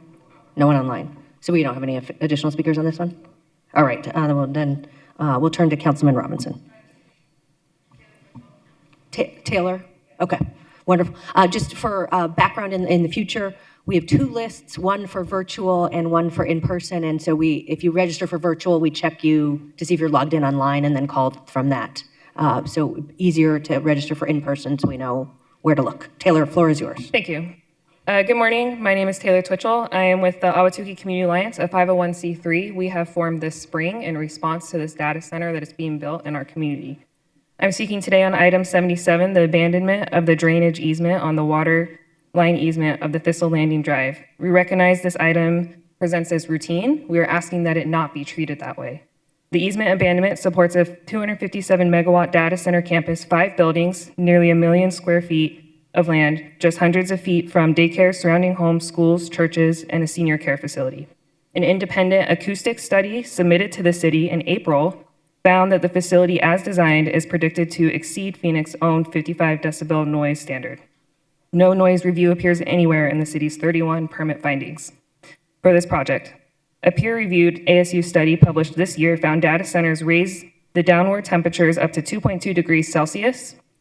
This facility is larger than any of the facilities that were studied in that study. We also want to flag the broader process. This project was approved in 2024 through stipulation modification described to the public at that time as a quiet user and a technology center. 3 weeks later, it was renamed, and the developer's own attorney described it in writing to the city as a data center. On April 27th, we submitted 31 written questions to the planning and development. The only response we've received is confirmation that they've received it. We have received no answers to our questions of substance. Each item that moves this project forward, including the drainage easement, narrows the window for the city to require studies its own ordinances contemplates. We're asking the council to hold this item at this time. I would also like to speak directly to my council member, Councilman Robinson. We have reached out to you several times to attend our meetings. We meet bi-weekly. We have heard no response to that. You have come out and you have said that there is no legal standing to stop this data center. However, here we are voting today, and we ask you that you hold this finding at this time. Thank you. Thank you. And is Kathy in person? We had a Kathy registered to speak, not here. Okay. Councilman Robinson. Thank you, Mayor. First of all, if I could, I'd like to go to Mr. Derek. Josh, could you speak to the issue that was raised by, I think, Mr. Johnson with regard to the property not being zoned properly? Mayor, Councilman Robinson, members of the council, the property is zoned Commerce Park, General Commerce Park. It's been zoned that way for several years. The reference may be, in fact, to the issue that the City Council approved a regulatory framework regarding data centers that was approved just last year, about a year ago. There was a provision in that ordinance that said if a property had secured preliminary site plan approval prior to the adoption of that ordinance, that property wouldn't be subject to the new standards. That is the case for this property. So it is a allowed use on the site, and it is not required to adhere to the new standards because it had preliminary site plan approval prior to council's adoption of the ordinance last year. Okay, thank you very much. And also, I see Mr. Nick Wood in the audience, the zoning attorney for the property. Mr. Wood, could you take the podium for a couple quick questions, please? Mayor, members of the council, Nick Wood, Snell and Wilmer, 1 East Washington Street, and I represent Menlo. Okay, thank you, Mr. Wood, for being here. Could you, again, Josh just explained or gave an explanation about the zoning for the particular area, and some other things were said, I think Ms. Twitchell, with regard to the noise and a host of other things. Can you talk about the mitigation that your client is going to be required to follow through with through our planning department as they move further into the building of this particular facility? Sure, Mayor, Councilmember Robinson. As you heard Josh say, this was approved. The zoning was approved decades ago. We did an amendment back in 2024 to permit the data centers, a combination data center and office. Basically, much of the mitigation includes setbacks, the fact that the property is actually significantly below grade. There's a lot of landscaping and other things around it, but the buildings themselves are set back, I think, almost 200 to 300 feet. Okay, can you also explain the efforts you went through with regard to contacting the neighbors and what efforts you put in that particular area? Sure, Mayor, Councilmember Robinson. We had an outreach team that basically knocked on 1,000 doors in the area connected with over 400, and we had several hundred letters of support. Okay, thank you very much. Nick, may I actually ask you a question? Mr. Wood? One more question, if you don't mind. So we at the city have been asking data centers to be good neighbors, and data centers have done things like we had a community that wanted a park where they built a park. Others have wanted some local community support. What is Menlo's commitment to the Ahwatukee community? Mayor, we included a park. In fact, we work with the community to design the park. It's a couple of acres and includes some pickleball courts and some other things. We'll maintain it. It won't be at the cost of the city, and it'll be open to the public. Thank you. Thank you, Mayor. Thank you, Mr. Woods. You know, I want to begin by acknowledging the concerns from the residents. We have heard you. I understand it. We're still having discussions with segments of the community, not all of them, clearly. You're shaking your head, Ms. Twitchell. I know there's a couple groups that let us know usually a day before their meeting. I have not been able to make those meetings. If I'm given a little bit of notice, I will be there. And I'm personally spoken with several community meetings, and our office will continue to have those conversations. And we're also working to schedule broader meetings over the summer to give everyone an opportunity to voice or for their voices to be heard. Now, the action before us today is not an approval of the data center itself. The property owner already has a zoning entitlements to build a data center, and that approval came many years ago, as Mr. Woods just said. This item is, albeit doesn't appear that way to some, a minor administrative function. The abandonment of the existing drainage easement was approved on September 16, 2025. This step does not expand, accelerate, or alter the data center project. It simply addresses a technical requirement tied to the site's layout. 1 year ago, as the mayor mentioned, the council recognized community concerns about data centers and took action by creating a data center ordinance. As part of that process, we had to establish an applicability period, a clear line that defined which projects the new regulations would govern. After careful legal guidance, discussion, and consideration, council determined that the ordinance would not apply to developments that already had preliminary site approval at that time. Mr. Woods mentioned that it was some time ago that they were given approval for that particular site. This particular development is one of two sites that already had preliminary site approval before the ordinance was adopted. This was an intentional boundary set by the council to ensure the ordinances was legal and sound and enforceable. Approving this item does not diminish or dismiss the concerns of the community. Our office will continue to listen, meet, and work collaboratively with residents throughout the summer and beyond. With that context and recognizing both the administrative nature of this item, I move to approve item 77, adopt the related resolution. Thank you, Mayor, for the time. Second. We have a motion and a second, and to our neighbors, just want to speak to you. I understand this is frustrating. There was an article that came out in the Wall Street Journal this month that said Phoenix is Mecca for data centers. It's not the word I would have chosen, and it's not our goal. We've been working very hard on reforms. When we moved this data center permit through, it was leading in the nation. We got deep criticism from the data center industry that we went way too fast and that we did not take into account the business needs. But we passed it unanimously because we thought it was very important. The number of data centers in this community makes us one of the epicenters in the world. The greater Phoenix area has one of the highest concentrations of data centers anywhere. Part of that is the tax incentives.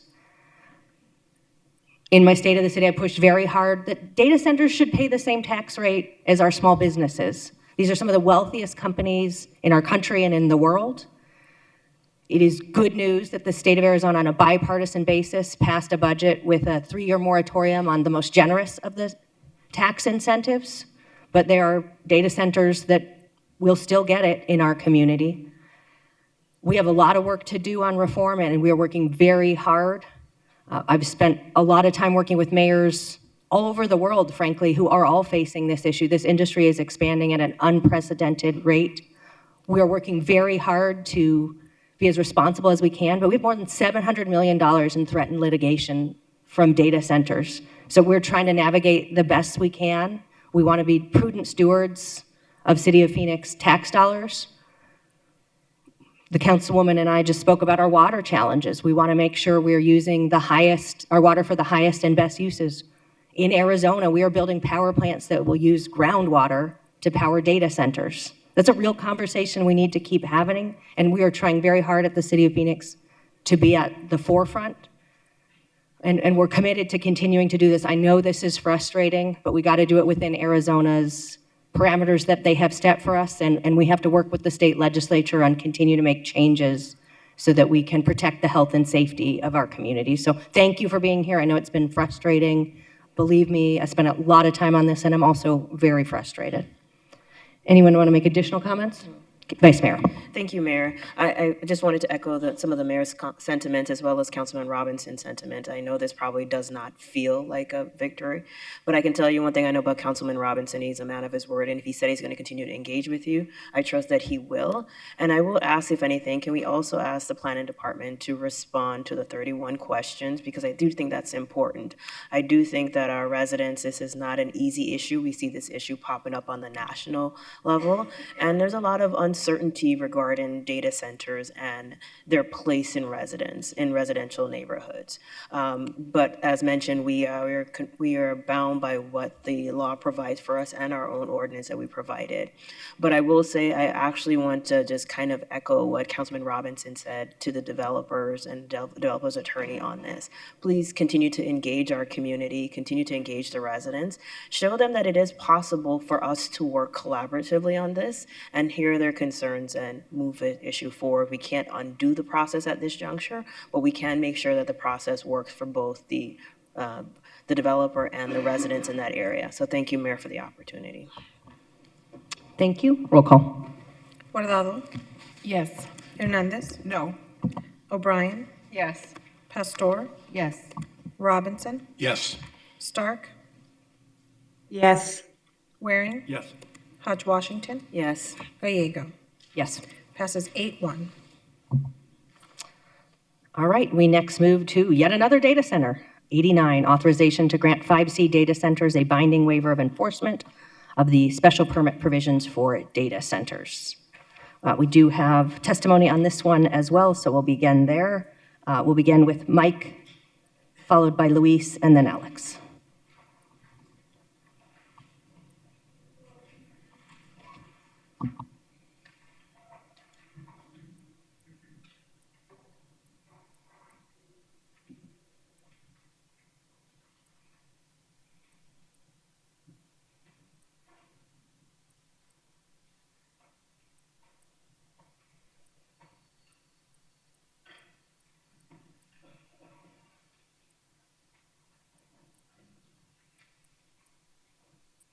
Good morning, Mayor, council members, and cities. My name is Mike Maricino. I'm here on behalf of Hypertech USA, the president company, headquartered in Phoenix. We've been here for about 15, 17 years now. We are proud to support 5C data centers as a technology reseller and partner of the Phoenix 01. We strongly support this project. We believe it represents the type of investment that helps Phoenix move forward. The Phoenix project is not simply a data center. It is a modern digital infrastructure that supports the AI future, cloud computing and advanced manufacturing, education, healthcare, government services, and business innovation. The project can bring meaningful benefits to Phoenix and the Encanto neighborhood. It will help revitalize an area of the city that is well positioned for new investment, while we also create long-term opportunities for local businesses, skilled workers, and service providers. From a Hypertech's perspective, this project will directly support the creation of an additional 30 to 50 jobs in support of this data center, and they're high-paying jobs. That means they're engineers, high-paid technicians, NOC center employees, and this will help us scale to a level that we've never been at before. And the community around us, it It will support the restaurants, it will support bringing home great money to their families, so on and so forth. In addition to those direct roles, a project of this scale creates broader benefits through construction, electrical, mechanical trades, security, facility management, logistics, maintenance, and local supplier relationships. Hypertech will play a role in all these projects in servicing this data center. And we're looking forward. Thank you. Thank you. Luis is next, followed by Alex.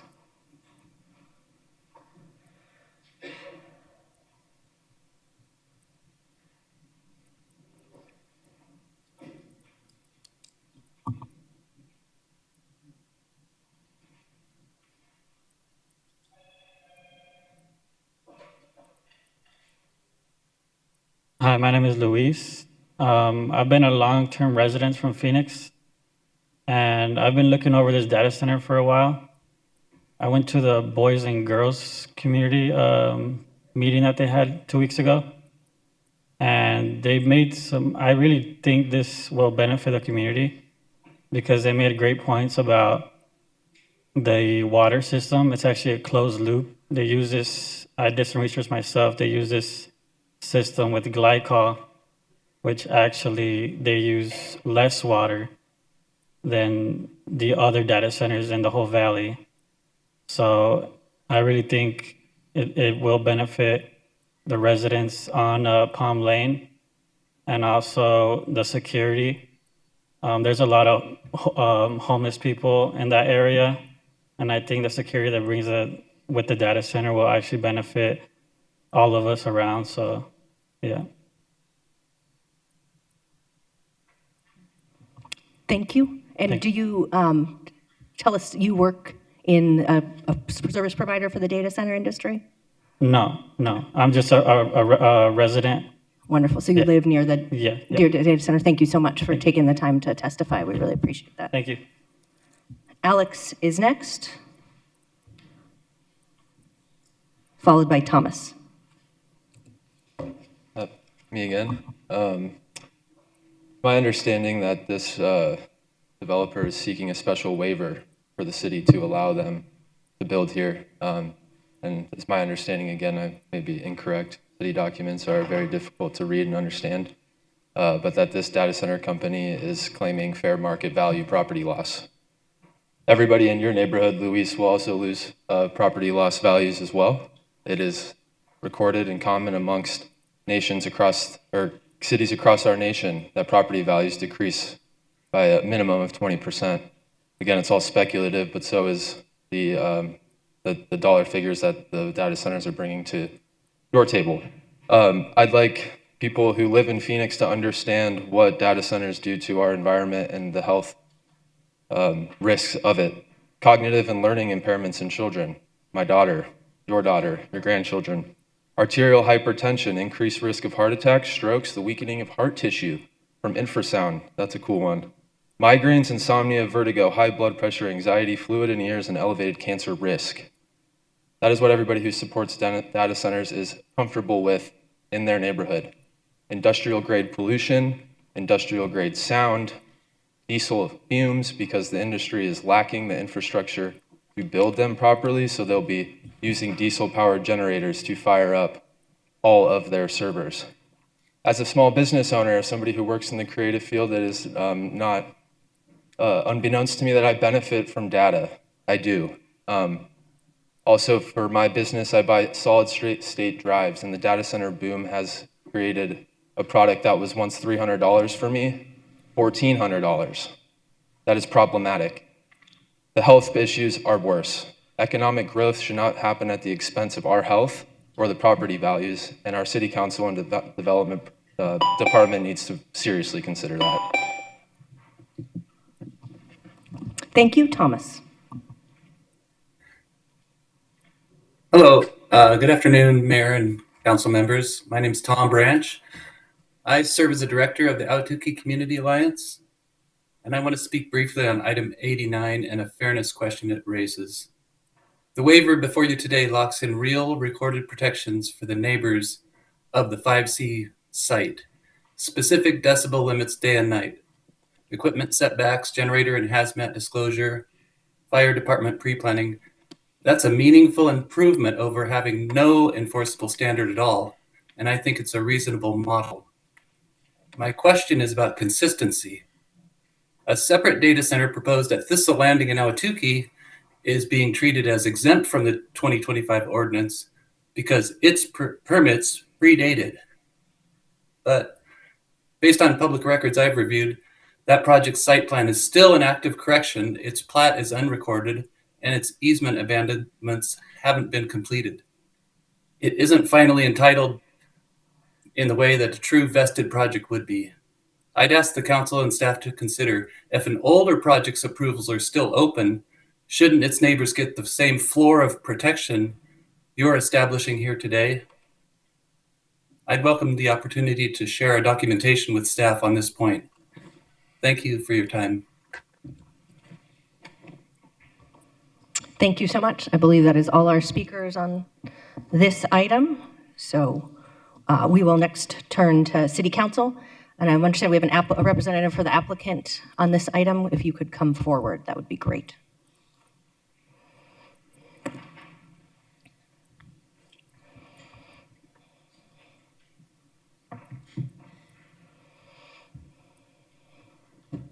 Thanks so much. There was a gentleman who testified earlier about 30 to 50 jobs. How many jobs long-term will be created on site? Over the Mayor Council. Post-construction. Mayor Council, Jason Morris, with you, Morris Ball, on behalf of the applicant. Thanks for the opportunity on this one. In terms of job creation, 30 to 50 is the range long-term. That wasn't just a short-term number. Wonderful. And those will be on site, they're direct employment at the site? That is correct. Wonderful. Thank you so much. The state of Arizona has, I think, starting today, a moratorium on a very generous sales tax incentive. Will your client be paying the traditional sales tax rate or using the sales tax incentive? Mayor, council members, I did not. First of all, it's my understanding that the property owner is the one that has to apply for that use. I'm not aware of whether the property owner applied for the tax credit before today. Given the state of this and what's occurred on this, and if you don't mind, I'm going to give a little bit of background so that we understand really what's occurred on this site. This was a 2024 application by 5C for this site. At the time, they were actually working in conjunction with both regional economic development and local economic development for the reuse of an existing building. It's a very small site, frankly, as far as data centers go. This is a 7-acre site. The amount of power is considerably less. Just by way of scale, the last item on the agenda that you just considered was, I believe, 275 megawatts. We heard this is a 20 megawatt site. This is a 7-acre site versus, I think the last one was roughly almost a full section, almost a 40-acre site.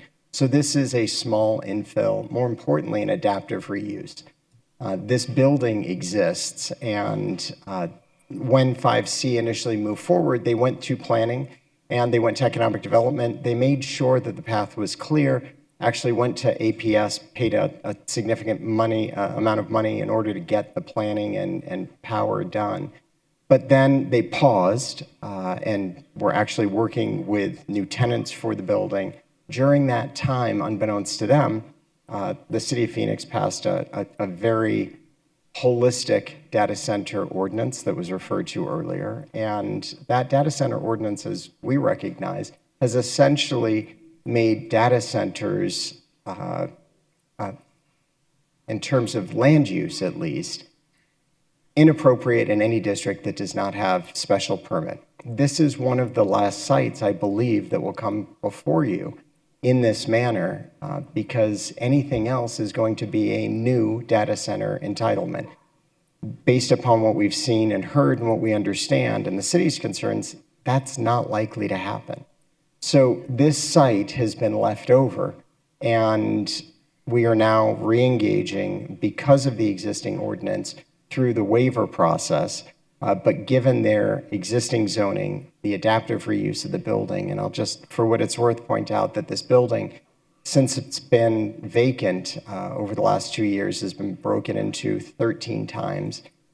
This is really an attempt to put a viable small use into an existing building without disrupting the neighborhood. So I'm sorry, that's a very long answer to a question that I'm not sure was answered, but I just wanted to allow the council to understand the site. Wonderful. It's important history. One of the things that I understand is positive about this site is you will not need to bring in any new electric transmission, the existing grid capacity. Mayor, council members, that's correct. We are essentially extending underground 2 existing lines from a substation. So it won't disrupt any of the neighbors in terms of... That's correct. It's entirely through the industrial property. Okay. I think that makes it, in some ways, a better site. But one concern I do have is there's residential on 2 sites. As you know, early in my time as mayor, Phoenix firefighters responded to a lithium battery fire. Some firefighters from a neighboring city were pretty severely injured at that fire, and so the fire code has changed.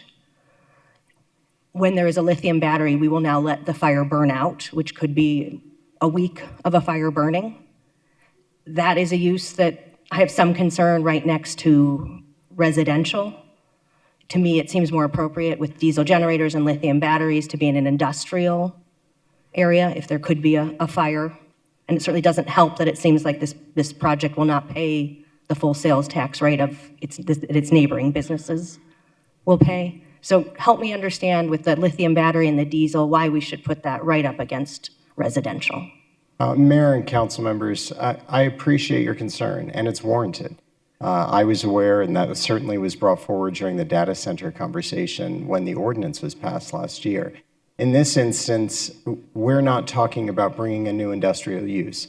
In fact, unlike most of the other data centers that have created new buildings, this building has had all of the nomenclature of industrial use, meaning this, over its lifetime, has been a manufacturing facility that has used chemicals. It has been a storage facility of flammable materials. This is not bringing, in this application, or in fact, that's not an application, this waiver, is not bringing any new use to this area. It was zoned A1. It will still remain an A1 site. And it is in, as you pointed out, this transitional area where on 2 sides there are residences and on 2 sides there are intense industrial uses with similar attributes. Thank you. We are trying to push these data center operators to give back to our communities. This data center is going to do some small things. Will you tell us about those? Mayor and council, thanks for that opportunity as well. Frankly, we're constrained by size. As you mentioned, some of the other users, some of the other data centers, the newer, larger data center opportunities have also had land where they can offer either a pocket park, as was the case in the last, or as you're aware, soccer fields or other amenities. This being a 7-acre site with an existing building, it is essentially building and parking. So we've looked for other opportunities.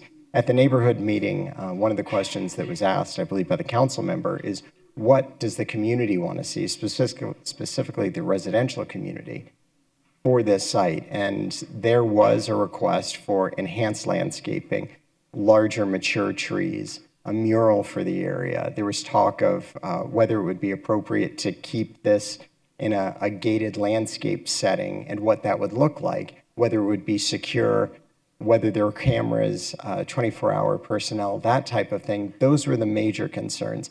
Beyond that, in terms of community outreach, the applicant, I'm so used to using that term, 5C in this instance, the request for claim, has agreed to do a fund for the community that the community would have access to and would work in conjunction with the city and the community to make sure there were funds available for things that were important to the community. Thank you. And how many folks attended the community meeting? I believe it was, and I'm going to give you all of the numbers that have been given to me. There were over 400 homes, I think 410 homes invited. There were 148 where there was actual interaction with the neighbors.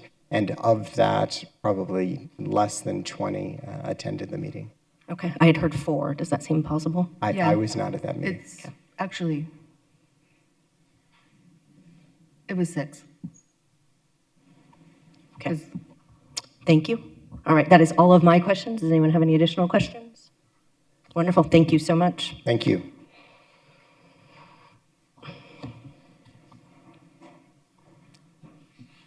Right. This would not be my favorite site for a data center. It does have residential on 2 sides, but we did have a press release go out saying that the regional economic development folks and councilwoman were excited about that, which makes it a little bit more complicated as well. And it is complicated with the timing, but I'm speaking to the industry. I really hope that you will look for locations in industrial land and not immediately adjacent to residential. Councilwoman Pastor. Yes. All of us have the same concerns. In particular, we all have the same concerns of the mayor. This area is in an industrial area. It's an A1, and what these neighborhoods are surrounded by an industrial park. So I believe, and I'm going to go back and look at some history, that probably originated as an industrial park, and then homes were built around it. And it's unfortunate we're at the space that we're at right now. As the mayor is correct that there was an article where I do have a quote stated, and it does talk about bringing jobs, and it talks about the data center in a space where, at that time, because it's an industrial center, where it is appropriate. And in the data center space, we all have entered in wanting data centers. When I entered, there was a big push for wanting data centers, and then as we moved and evolved, we realized what is the impact it has in our community. This item was entered and placed in 2024. There is a letter stating that a data center can be built here.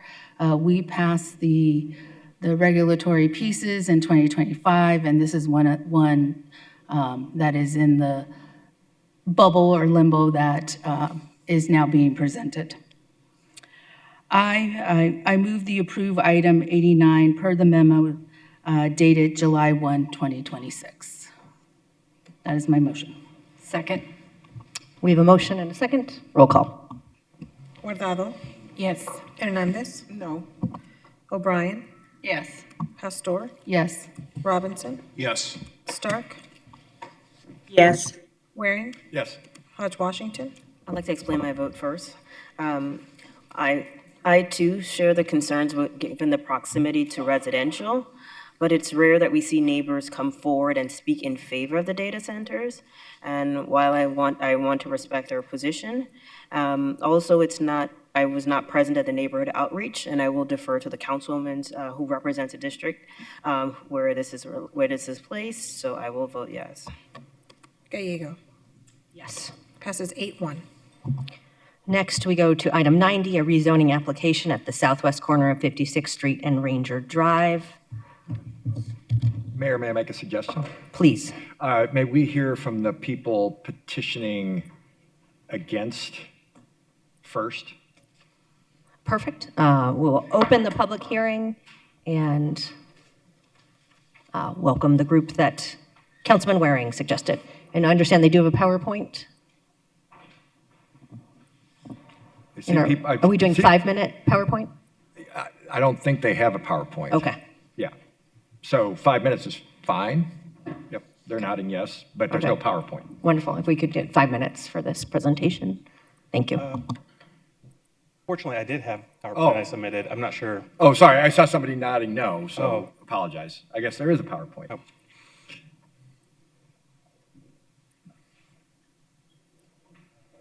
Gosh. Okay. All right, I'm Doug Miller. I'm a resident in the Desert Ridge area that backs up against the Wildfire Golf Course. And right now, Ranger Drive is my only access point to get to my house from Tatum Boulevard.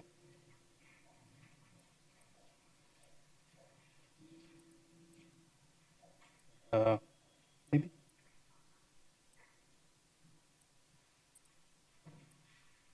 All right, so I just wanted to give a little context of what was originally proposed.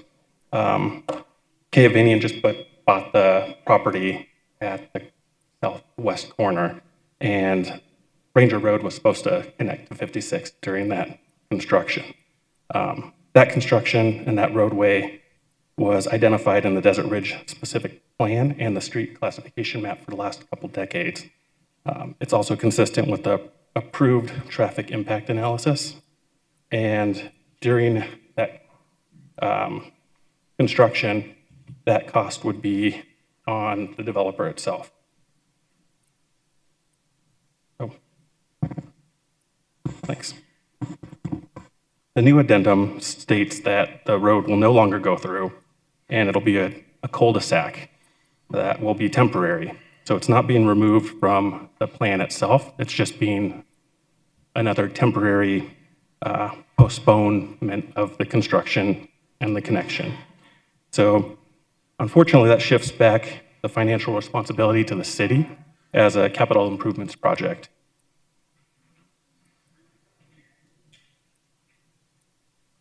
And I have attended 2 of the 3 planning meetings and listened to the public input as well.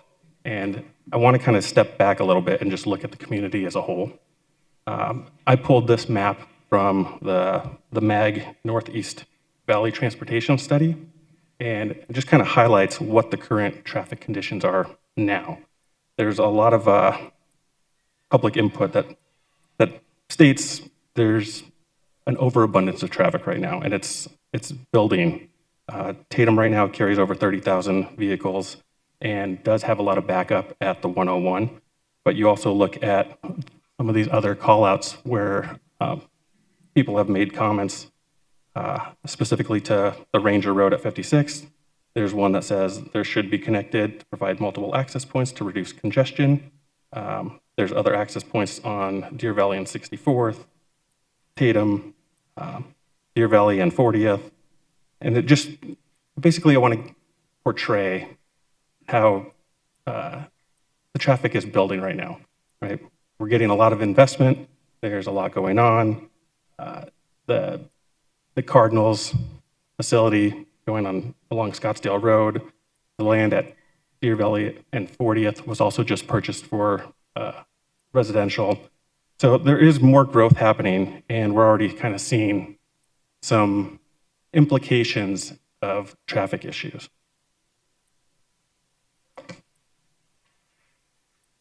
I wanted to zoom in a little bit closer. Ranger Drive right now is seeing about 2,800 cars per day, and this data is coming from Placer AI, who uses Interx for their traffic data. And I wanted to just kind of understand what the other similar connector roads currently do. So Pathfinder is a similar laid out road that has similar widths, bike lanes, and setbacks. They're doing a little over 3,000. Marriott Drive's doing a little over 3,000, and Trailblazer Drive's doing a little over 2,000. So we're still in range. I put this together because there was a lot of comments saying if you open this road, you're going to create a major arterial cut through. This would suggest it does not do that. So that was just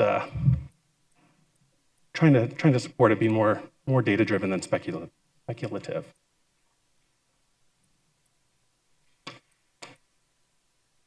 So just wrap it up with fiscal responsibility, right? That road has been planned for a couple decades now. It's in the general plan, and it was there for the developer to complete when that land was purchased. Growth pays for growth.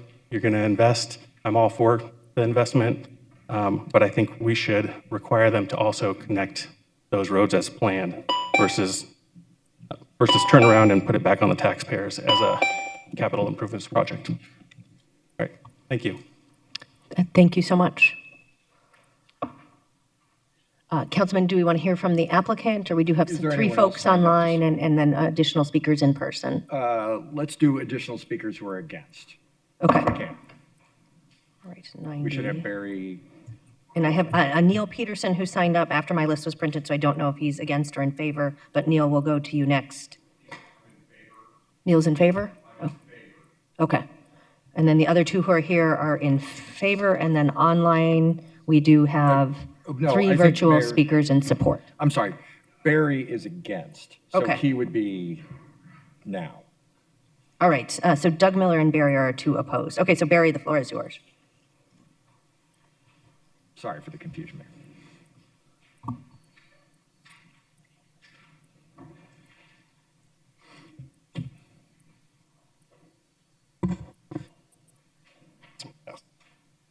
Thank you, Mayor and council members, for the opportunity to speak. I'm Barry Goldfarb, and I've lived in the Valley for 50 years, and I appreciate the work you do to make Phoenix a great city. I'm here today to speak about the connection of Ranger Road to 56th Street in Desert Ridge. I have served on Desert Ridge Community Association Board for about 12 years and currently serve as one of the officers. Desert Ridge specific plan expects to have approximately 50,000 residents with 19,000 homes and 30,000 jobs. Yet, unlike most of Phoenix, our community does not have the typical 1-mile grid, east-west and north-south arterial roads. That limited road network already creates congestion and will only become worse as the growth continues and zoning changes increase density as this application. Today, just over half of the planned homes have been built. In addition, more than 2,000 apartment units are under construction or currently being leased. Major commercial developments, including the new Trader Joe's and Sprouts Marketplace, are both located at or near 56th Street in Deer Valley, and both are slated to open very soon. Maricopa Association of Government, in their Northeast Valley Transportation Study, has stated that even after Loop 101 was widened to its full build-out, it continues to experience severe congestion on a regular basis. The east-west Ranger extension connects Tatum Boulevard to 56th Street, has long been part of the area's transportation plan. Residents who chose to live near the planned road extension knew or should have known that the road was planned. Delaying the project to the benefit of a small number of nearby residents will negatively affect thousands of current and future residents, employees, and commuters. I respectfully ask that you reject the recommendation before you delay the Ranger Road extension and allow this important transportation project to move forward as planned to help with the severe traffic we are already encountering. Thank you for your time and consideration. Thank you. So we do have two in person in support and three online, one to speak if necessary. Why don't you go with the people who want to speak who are in support? Okay. And then the applicant if necessary. Okay. I have Brandy in person to speak in support. We have the attorney for the applicant, and then we'll go to virtual to Albert first. Thank you for the opportunity to speak today. My name is Brandy Staub, and I'm the resort manager at the JW Marriott Desert Ridge Resort and Spa.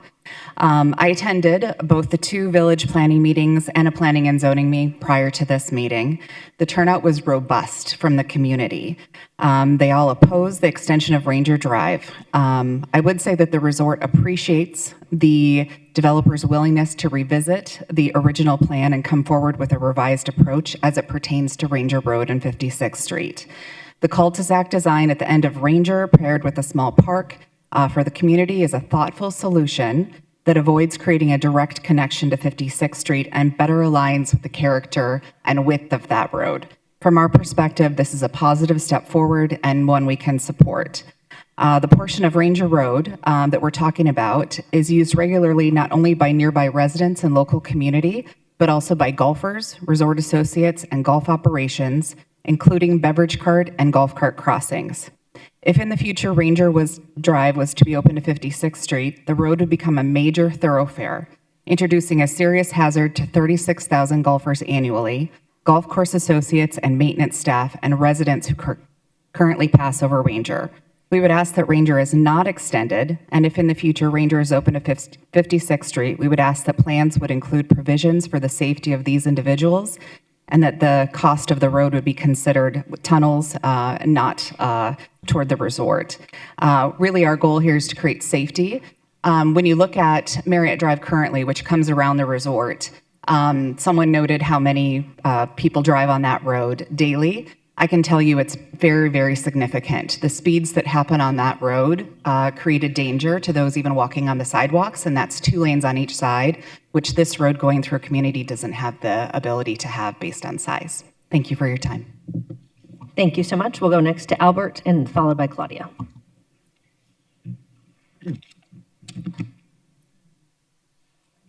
There, my name is Al Carino. I'd like to thank you for the opportunity to address this council. I am the initiator of one of the 546 signatures of the petition opposing the proposed extension of Ranger Road. The concern is straightforward. Connecting Ranger Road to 56th Street will increase non-resident cut-through traffic in our neighborhood, creating safety risks and challenging the character of our community from a quiet residential neighborhood into a pass-through route.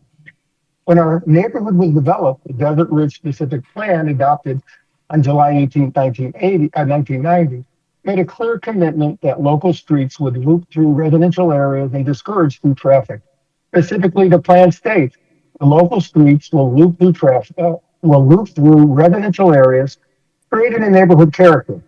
No shortcuts between arterial street neighborhoods will be found, discouraging any traffic other than local. Many homeowners can purchase their home relying on that commitment, and we believe it should be honored today. The city's own neighborhood policy also recognizes that strong, healthy neighborhoods are essential to Phoenix's quality of life, and that preserving neighborhood character benefits the city as a whole. The policy states strong, healthy neighborhoods are critical to the long-term vitality and success of Phoenix and to the quality of life of its residents. I also want to make it clear that many residents, including myself, are not opposed to the new Tolero housing development.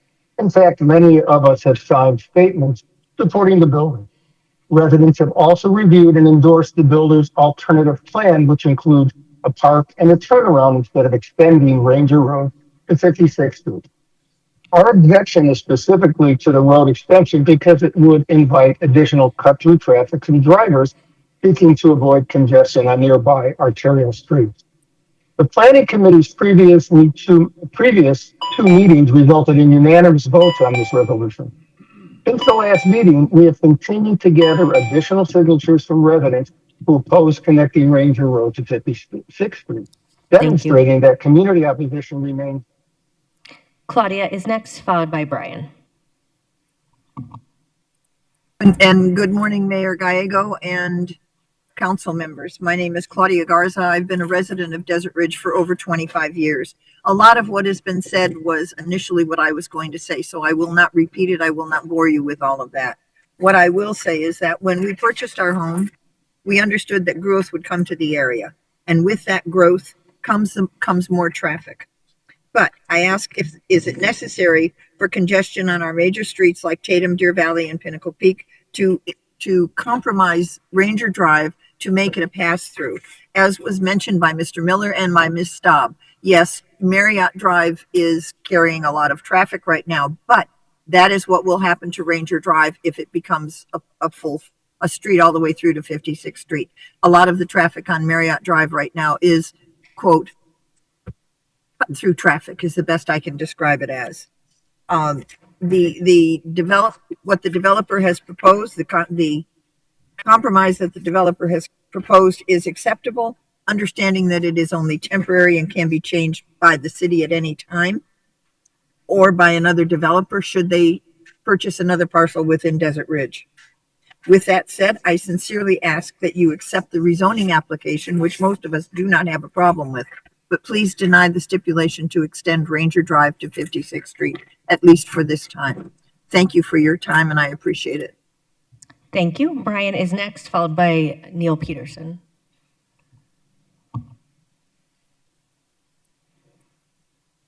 Hello, everyone, and thank you for your time. My name is Brian Olson, resident in the corridor along Ranger Drive. And I think all the other folks that just spoke before me, we hit a lot of the same points. A few of the other ones that I would just like to brief everybody on is the amount of time and energy that's gone into the redevelopment with Mr. Wood's help and Snell and Wilmer's help has really addressed the concerns that the neighbors have. As Al had mentioned, there's more than 550 residents nearby that have petitioned to support the cul-de-sac rather than the road going through. And I just stated in a way with some of the other that are for the road to go through. They did all mention that traffic in this area is very high and very strong. The thing that wasn't mentioned is that Ranger Road, if it does go through at 56th Street, would not have a street light. And because of that, I think it's going to encourage more traffic to cut across Ranger Road than go up to Pinnacle Peak, which I know in the future Pinnacle Peak is supposed to be expanded. I think the concern from our end is if Pinnacle Peak was expanded now, we wouldn't have as much concern with traffic coming down Ranger Road. However, because Pinnacle Peak is only one lane in each direction, people are going to look for thoroughfares to cut through, much like at the JW Marriott pass through. So that's a big point of contention. I also want to say too that within our community at Desert Ridge, Ranger Road is a unique road because it does meander in and around the golf course. A lot of the other streets in the other area, or actually none of the other streets in the area, do the same meandering. And without a good understanding, if the road went through, of what traffic mitigation would take place along Ranger Road, that is really the biggest concern. I personally know some kids on bicycles that have been hit by cars turning from Tatum onto Ranger, and understanding that this road went through, that traffic would be even more intense along Ranger Road is a major concern for most of it. Neil is next, and then we'll have Nick Wood on behalf of the applicant.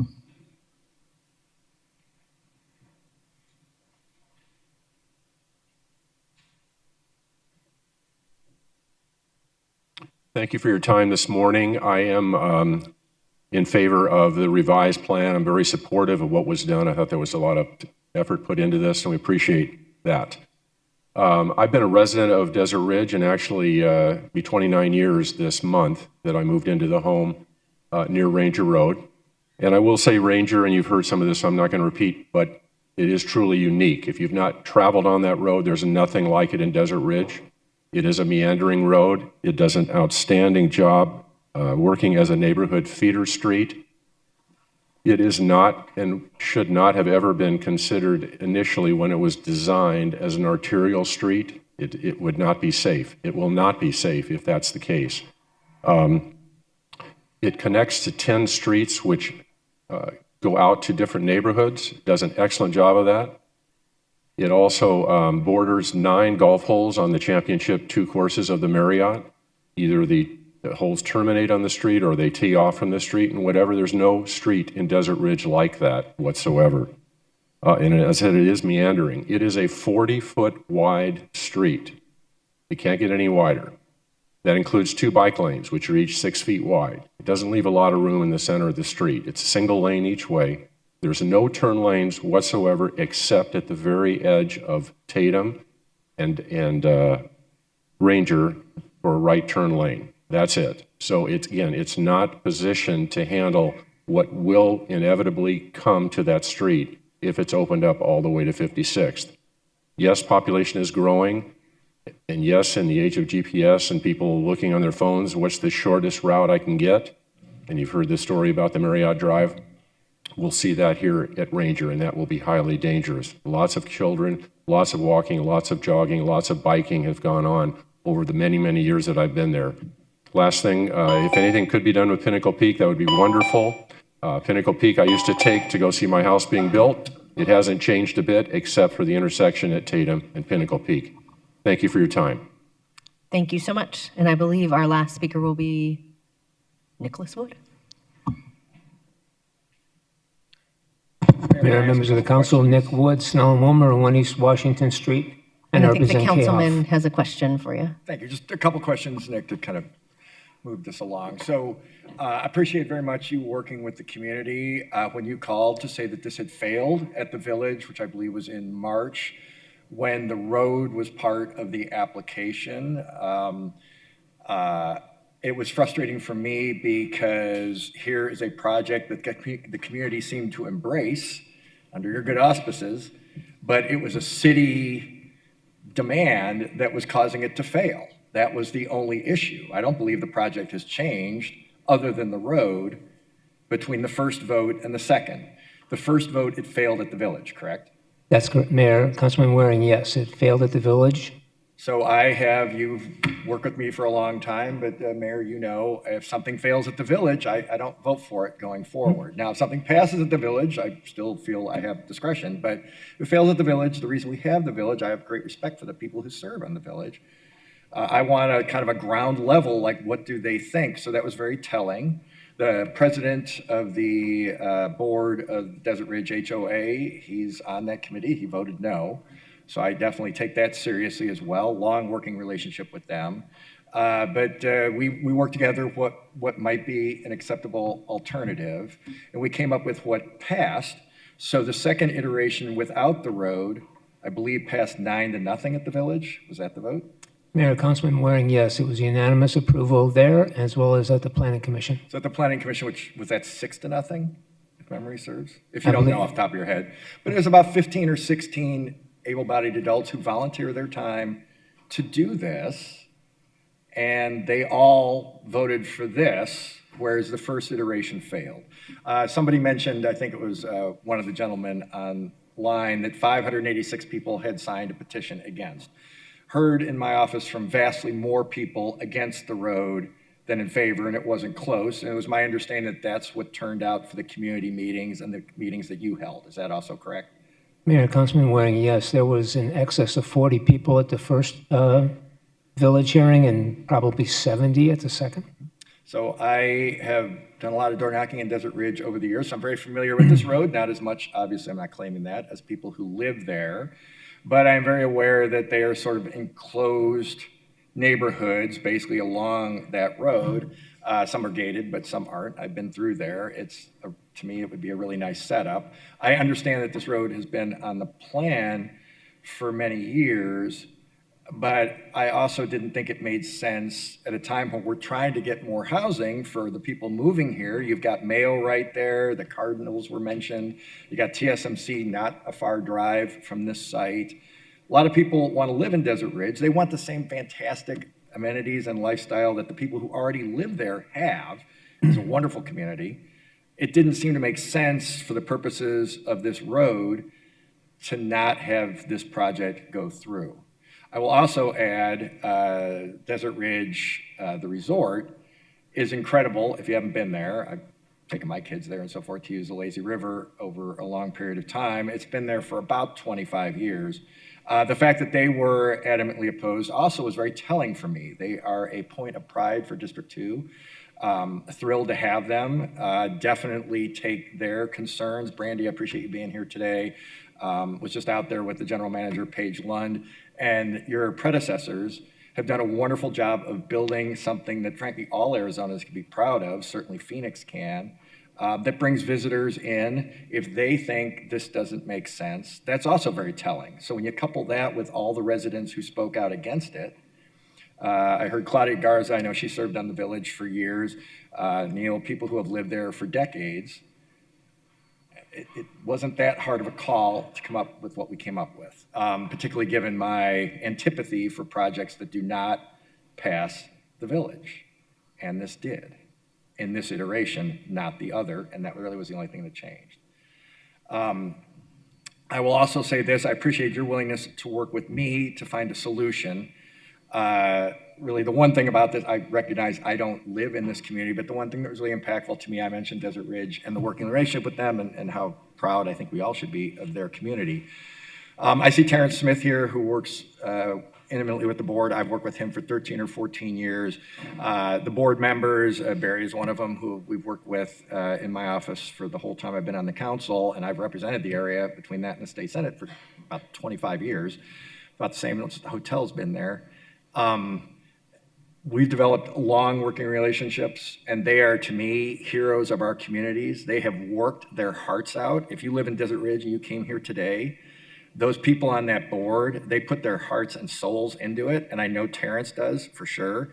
So again, I take that feedback, but there were 2 board members, Barry was one of them, who actually did express that they had interest in the road going through, but the totality of the feedback was that the residents who lived along there were not in favor of that, even as they were in favor of the project itself. My final comment about the Desert Ridge Board is the plan we came up with is a park that your client is going to maintain, correct? That's correct. So I appreciate that. So you're not getting off scot-free, you're not spending less money or anything. This is just shifting the resources. But I very much appreciated your willingness to name the park after Doug Dixon, who was a longtime president of Desert Ridge, a great friend to District 2, great friend of mine, frankly, passed away suddenly a couple of years ago. We have been trying in my office to find some way to honor him, hadn't been able to come up with it. So I very much appreciate your willingness to entertain that notion and to put it forward. I know you mentioned it to people at the village. So that wasn't the original impetus for the failure. You tried to get the project through with the road, but that didn't pass with the village. So that's not, to me, really an option here today, with all respect for the people who brought good arguments and talked about Ranger going through. So I am gonna move forward with the motion as presented, but people have had one concern. You know, the people who are against the road don't really ever want there to be a road. So Mr. Miller, in his presentation, talked about the funding. Josh, I'm going to switch to you if that's okay, Mayor. It is not, this road is currently not in our 5-year rolling capital improvement plan. We just passed a budget last week or 2 weeks ago. So can you kind of explain what that means in layman's terms? Mayor, Councilman Waring, members of the council, it would require the council to identify funding in a future CIP budget, which would require the approval of this council and designate that funding to see the city develop it at some point. And I think the earliest, Mayor, that could happen would be in fiscal 2031 at this point, because it's not in the next 5 years. Mayor, members of the council, Councilman Waring, I'd have to defer to our budget director, city manager's office, or street transportation department to answer specifically about when the next available time that but it's a few years out. So at that point in time, council members would have to vote to include it. There's no current funding. So I will be gone. I'm term limited, so probably makes a lot of you happy, but I won't be here for that discussion should it ever arise. I don't know what my successors would do, but it will not, they would really have to go to the mattresses and convince, frankly, at least 4 other council members to frankly give up something in their district to pay for this. So Mr. Miller's not wrong. We're shifting the costs from the developer to the city. We are getting the park out of it. That might not necessarily make sense if the plan was ever to build the road. I'm against the road because that seems what the neighbors and quite a few community leaders are against. I don't know what successors would do. I just feel, having served on this council for almost 15 years, it is unlikely that this road is going to be built. So while Mr. Miller raised a good point, that's only a good point if the road ever actually gets funded. I don't really necessarily see a path unless the neighbors completely flipped their views of what they want sometime in the future, and the hotel, who I also consider a constituent of, frankly, great value as well. They've told me they don't want the road, period. They generated a lot of income for the city, and we had that discussion with data centers and so forth. Well, this is one that I'd be hard-pressed to see what the negative is. Like, people come in, they spend the money at the resort, they spend the money at Desert Ridge Mall, city collects tax revenues, very low crime. I mean, it's kind of a perfect setup. So I plan to support this. I think I've laid out sort of a fact-based argument of why I don't think there's going to be a road in the future either. Appreciate very much the developer's willingness to work with me on this, and appreciate the feedback from the community. Did I miss anything, Josh? My long harangue. Mayor, Councilman Waring, members of the council, I'd say your characterization of the process is accurate. What I would just reiterate is that the stipulation is set up to still require the developer to provide and dedicate their necessary right-of-way. Yeah. So the land will be in place. Some of it is paid for. Right. So the land acquisition is not in question. What would be a future discussion amongst the council is the funding to construct the road. Thank you, Josh. I appreciate it. So Mayor, with your indulgence, I have a motion to approve per the Planning Commission recommendation and adopt the related ordinance. Close the public hearing. Thank you so much. Second. We have a second from Councilwoman Pastor. Exciting vote. We're going to bring a lot of housing in. Roll call. Guardado. Yes. Hernandez. Yes. O'Brien. Yes. Pastor. Yes. Robinson. Yes. Stark. Yes. Waring. Yes. Hodge Washington. Yes. Gallego. Yes. Passes 9-0. So that concludes the planning and zoning portion, and today we entitled up to 314 units of housing. We share this because all 9 of us think housing is a big priority.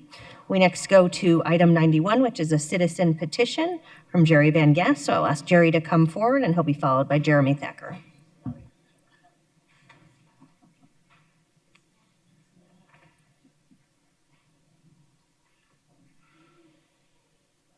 Good morning. I think it still is. Jerry Van Gass here. You have a petition in front of you expressing our desire to have you vote to rename the Cesar Chavez Park after Olympian humanitarian that lived his last decade here, Jesse Owens. March 25th, when Council directed Parks to rename everything that had been named for Cesar Chavez, I was here to push for Jesse Owens. I had his medals sitting right here on the desk, the counter here. Ironically, 50 years ago this week, those medals were touring around the country on the Freedom Train, part of our bicentennial celebration, before they returned here to Jesse's house.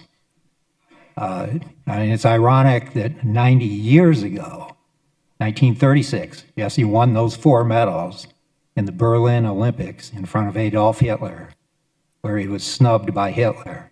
But Jesse came back here to the U.S. and was also snubbed by our president, Franklin Delano Roosevelt. Coincidentally, this week, the same week, our 250th birthday, July 4th, Jesse's already been named by USA Today as the most important athlete in our 250-year history.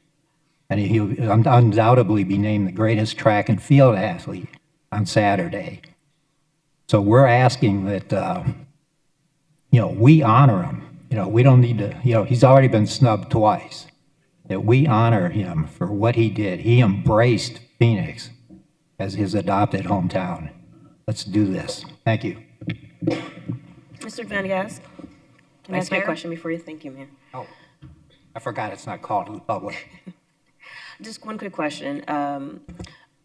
Your end goal here is for us to honor the legacy of humanitarian and Olympian Jesse Owens, correct? Correct. Thank you. Thank you.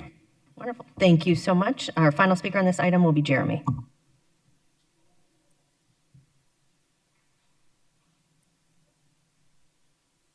Mayor, Council, this may be a surprise to many of you, but sometimes I'm a bit of a cynic. So with all the stuff going on around us, I think why are we talking about renaming a park? What is gained by renaming a park? The answer is possibly nothing, but maybe everything. Like many Phoenicians, I wasn't born or raised here. When I got here, I didn't know the city's history, but I learned it through the names of the public places around me.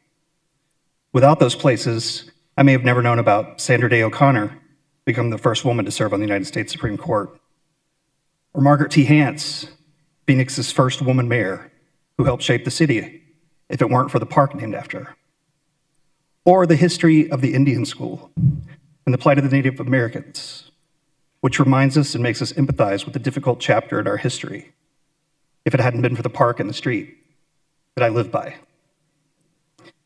Names matter. They tell us who we are, what we value, and whose stories we choose to pass on. Jesse Owens represents perseverance in the face of a prejudice, excellence in the face of doubt, and dignity in the face of hatred. His legacy reminds every child that character, courage, and determination matter. A child visiting this park one day may ask, who was Jesse Owens? That simple question opens the door to a story that is worth telling and looking into. So what is gained by naming the park after Jesse Owens? Maybe nothing, but maybe everything. Thank you. Thank you so much. That concludes our testimony. Vice Mayor. Thank you, Mayor. I want to start off by extending my appreciation to Mr. Van Gass for bringing this petition forward and for emphasizing Jesse Owens and his place in Phoenix history. Following a recent subcommittee, you gave me the opportunity to actually hold and see Jesse Owens medals, which I would admittedly say I was a little surprised to learn that the medals were not currently on display for our entire community to see and learn about his inspirational story. Jesse Owens is one of the most extraordinary athletes and Americans in our nation history. His courage, perseverance, and achievements transcended sports and helped challenge prejudice on a global scale. He used his platform to bring light to injustices. He represented tenacity, resilience, and the continued fight for civil rights for all Americans. He is certainly the kind of individual whose legacy deserves recognition. And I would extend that sentiment to many other historic figures, particularly those whose contributions have been too often been overlooked. As a city, we should continue looking for opportunities to celebrate individuals whose stories have shaped our nation and inspired future generations. At the same time, I also believe we have a responsibility to respect the community engagement process. According to the staff report, the Parks Department conducted a month-long outreach effort, receiving 1,843 responses, with nearly 3/4 coming from residents within the park service area. The highest level of support was for Aguila Park and Community Center. This information should be for the Parks Board to consider. While I recognize the petitioner's concern, I believe that we should be more intentional in how we recognize Jesse Owens or other deserving historical figures. Instead, I hope we continue identifying meaningful opportunities across our city to honor their legacies in ways that educate, inspire, and reflect the rich history of our community and our country. Mr. Thacker, I'm going to quote your comment. You said, what do we gain by regaining the park? Possibly nothing. I want us to be intentional. So with that, I'm ready to make my motion. My motion is to accept staff's recommendation to deny the citizen petition and to direct staff to conduct a process that will identify a way to honor Jesse Owens and potentially other important historical figures of Phoenix, then return with an update to the relevant City Council subcommittee by the end of 2026. Second. We have a motion and a second. Councilwoman Hernandez.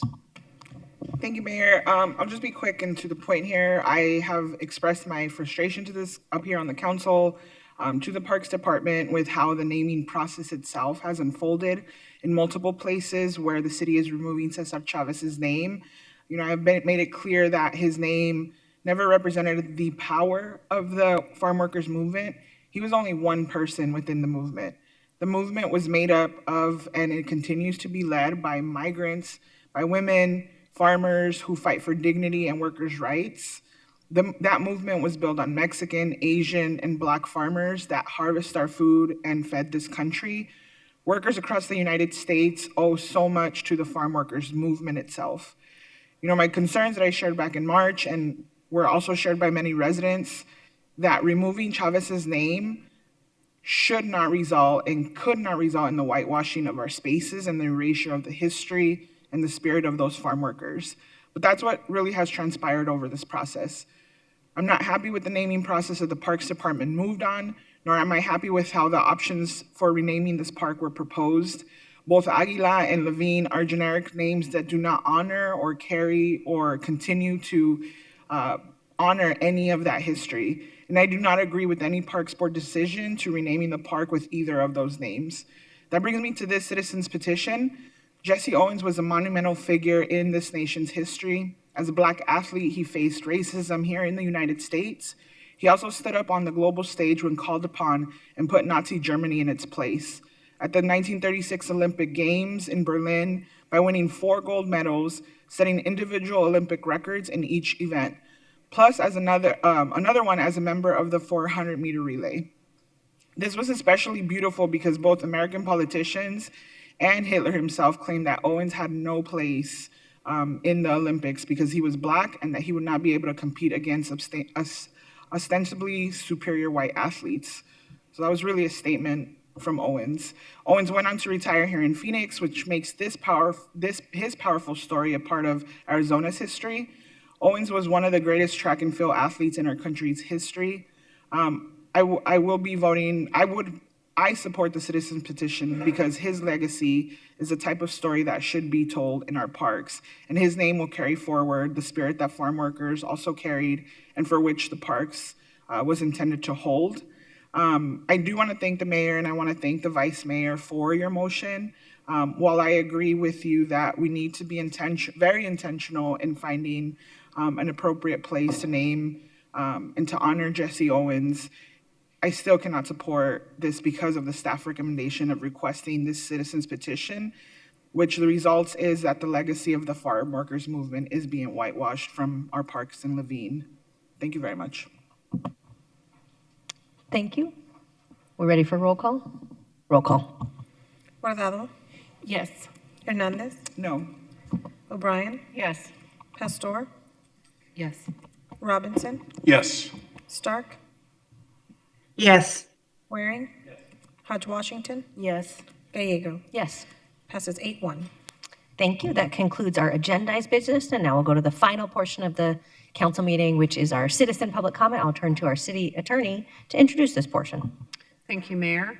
During citizen comment, members of the public may speak to the City Council for up to 3 minutes on issues of interest or concern. However, the matters addressed must be within the jurisdiction of the Phoenix City Council and on which the council has the authority to act. The citizen comment session is limited to 30 minutes. The Arizona Open Meeting Law allows the City Council to listen to comments but prohibits council members from discussing or acting on the issues presented. However, council members may respond to criticism. Thank you, Mayor. Thank you so much. We'll begin with Alex Johnson, followed by David Morgan.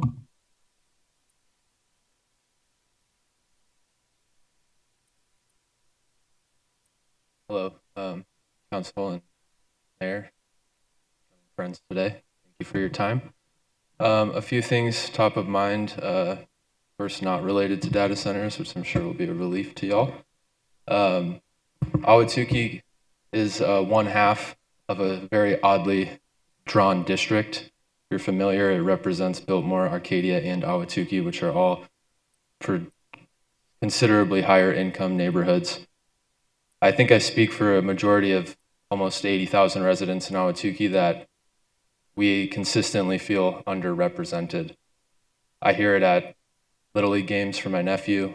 I hear it at family dinners. I hear it with people I've met who oppose the data center.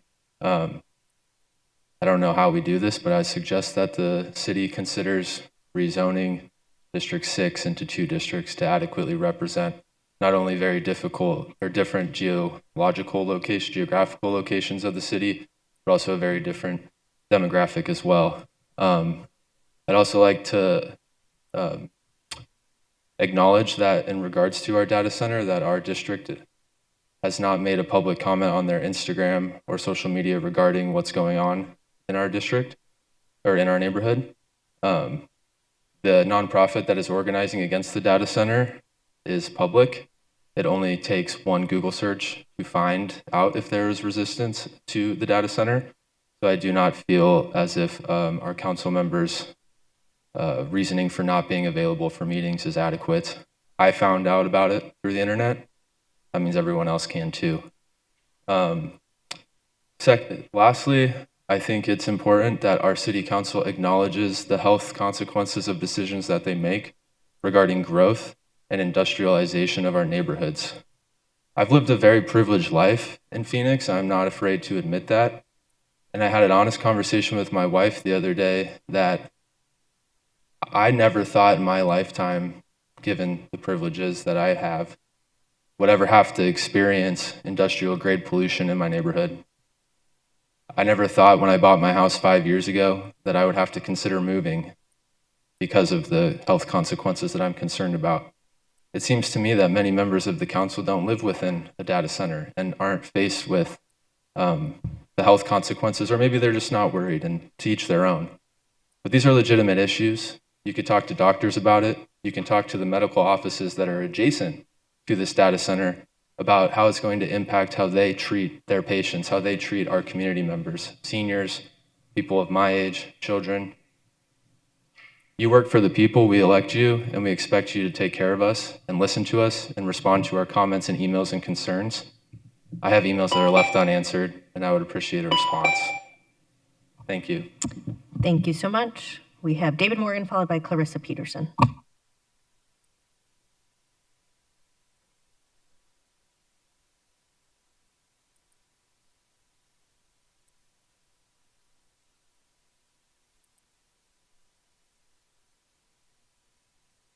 Thank you, Council Mayor.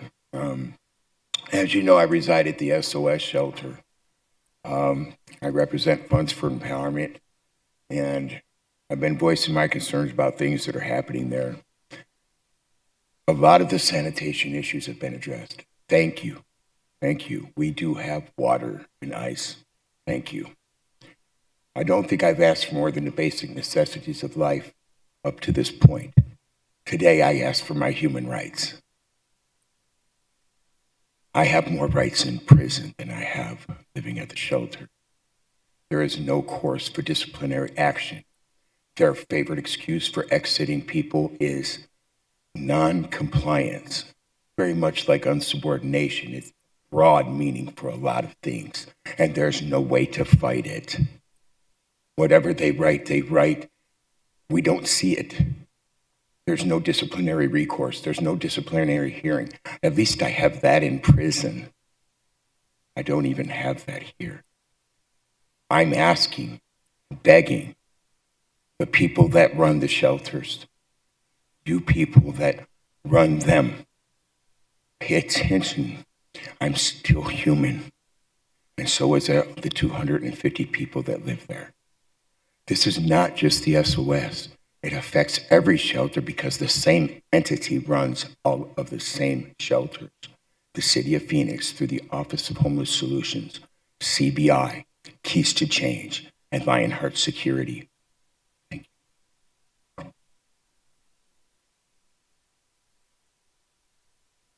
you. Next, we have Clarissa Peterson, followed by Frank Urban. Hello, Mayor, council members. I want to say that thank you for the sanitation that's going on right now on the turf that's going on, and I'm talking for everybody. There's always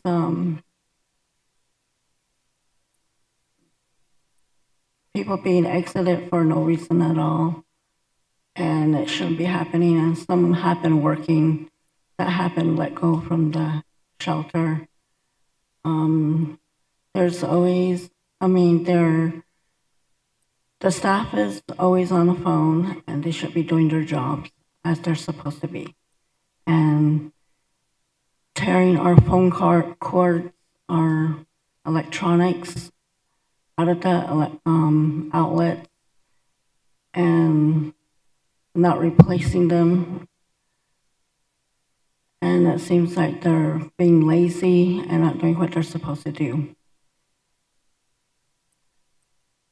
And it's like they don't have no care for any of us out there at all. I don't think they have a heart for anybody there.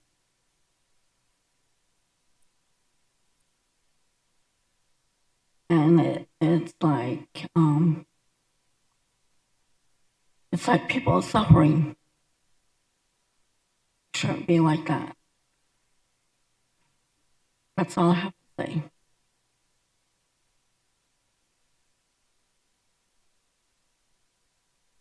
Thank you so much. Frank is next, and Frank is followed by Carla Kendall. Hello there, City Council. As you know, I'm with Fund for Empowerment, and I would like to speak about the bill you guys just passed. I believe that it's inhumane. I mean, to limit the amount of help a homeless person can get to 2 times a month per park in Phoenix, that's just ridiculous, to be honest.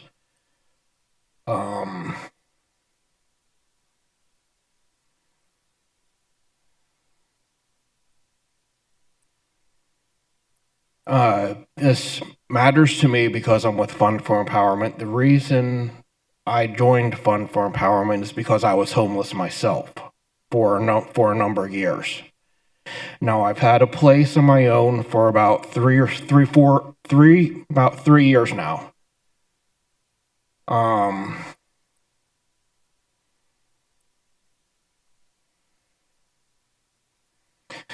And yeah, that's all I have to say.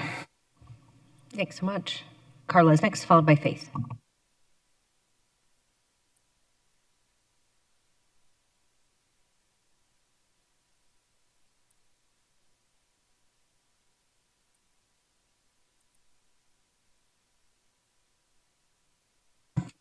Good morning, Mayor, Council.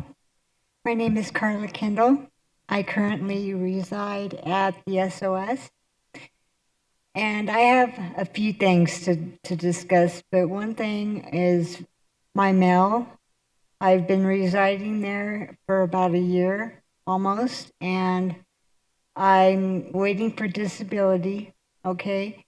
And I got a phone call last week from my attorney stating that disability sent me letters and they received them back. I have not received one letter since I've been there, and I don't know why, but it's just not getting there. And so my future depends on my disabilities to hit me so I can move forward. And, you know, they've been waking us up at midnight to disrupt us and have us go up to the day room because they've lost electricity. So the cord to the generator disappears, you know, so we have to be dragged with our bedding up to the day room with everybody else, them slamming doors. We can't sleep like that. I have a heart monitor that I have to sleep next to all the time. So I have to drag all that stuff up there, and we can't even go back to our room until the next day whenever they decide to get it up and running again. And that has domino effects, you know, missing appointments the next day because you're so tired you can't keep your eyes open because you've been up all night, you know? Stuff like this, it's not right. And they just need to get more professional within their description of what their purpose is, you know, what they represent in their job details. And I don't feel that they're adequate. Thank you. Thank you for that testimony. Faith is next, followed by William Lockwood.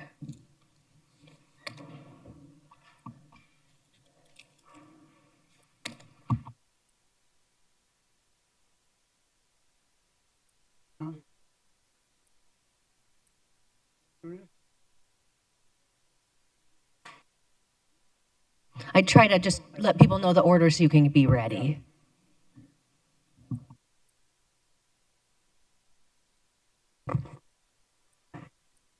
Council, I, just like Frank Urban, am with Funds for Empowerment. I too have been homeless. I've had my rotation of the shelters, of other places to try to stay. I've been stabilized now for about 3 years. So it is possible for any homeless person to be able to get out of that situation if given the chance. Unfortunately, it seems like all the homeless aren't being given a chance. They're homeless, they'll never get out of it, and that's bull.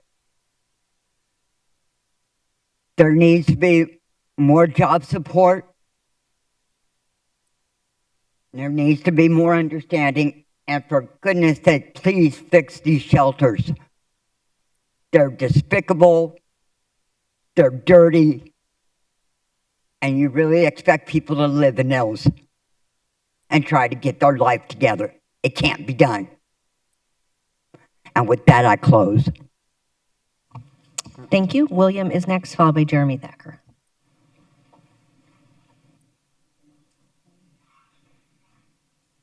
Yeah, my thing is that I went to SOS about a year ago. I was pretty sick, and they told me don't worry about anything right now. They said just worry about getting well.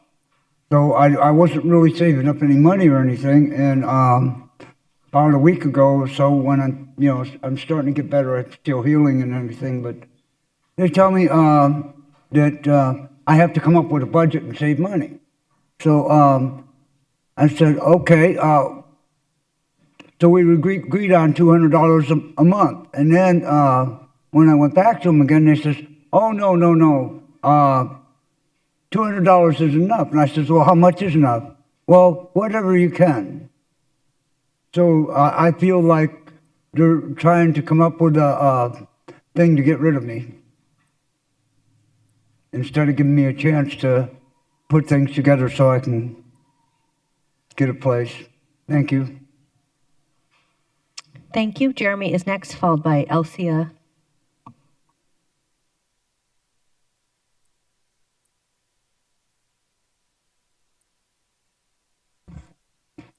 Thank you all for your positions earlier on the renaming of the park.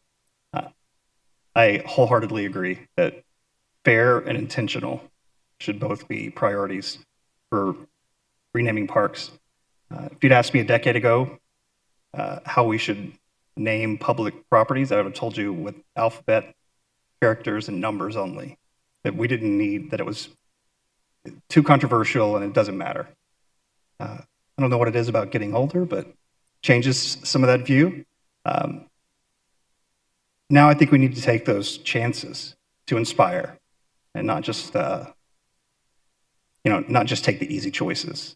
And I don't think we need to whitewash the park's history and get rid of what represents. So Good Goat was opportunistic about the Jesse Owens name because the decision had been made to remove the name that was there.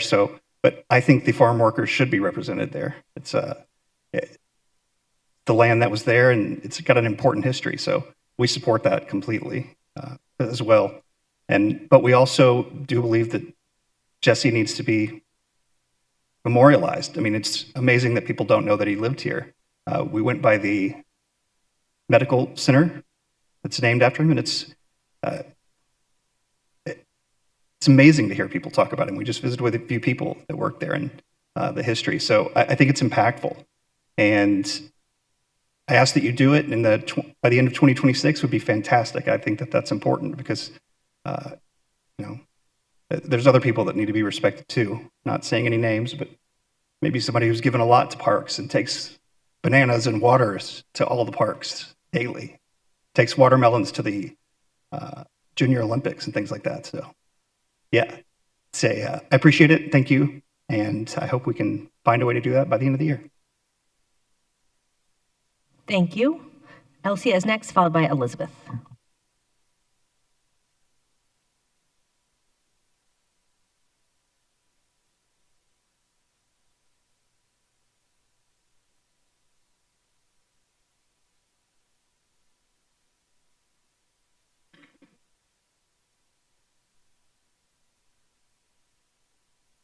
Hi, Mayor. I just wanted to tell you thank you for all the new restrooms and stuff going on with that because we really needed them. But I'm having an issue keeping my wheelchair charged, and now they're telling me I can't charge it in their office and I have to go to the day room, and there's never any cord or plugs to charge it. So, and I don't have a ramp to take it into my X-Wing. So I'm asking for some assistance with that because for the last 2 years I've been able to charge it per Miss Olson, who is the director for City of Phoenix, in the office, but now all of a sudden I cannot. So I'm just asking you for some help on that. Because it's not a toy, it's a medical prescription from Dr. Palmer and Dr. Majeski. Thank you. Thank you so much for bringing that to our attention. Elizabeth is next, followed by Lee Ellis.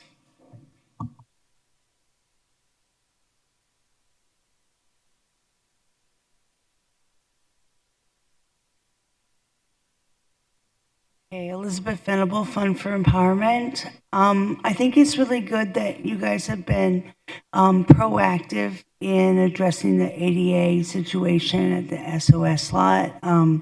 I think it's good to look at the entire facility and see where, like, the X-Wings or other areas. I'm not allowed to go in the facility, so I can't tell you what might not be accessible, but to tour it maybe and see what other improvements could be made, because, you know, really it's a way, it's a way for, you know, it's a win. It's better for everybody. It's better for as a municipal facility, and it's better for the residents. You know, I wanted to also echo the concerns about the contractors on the SOS lot.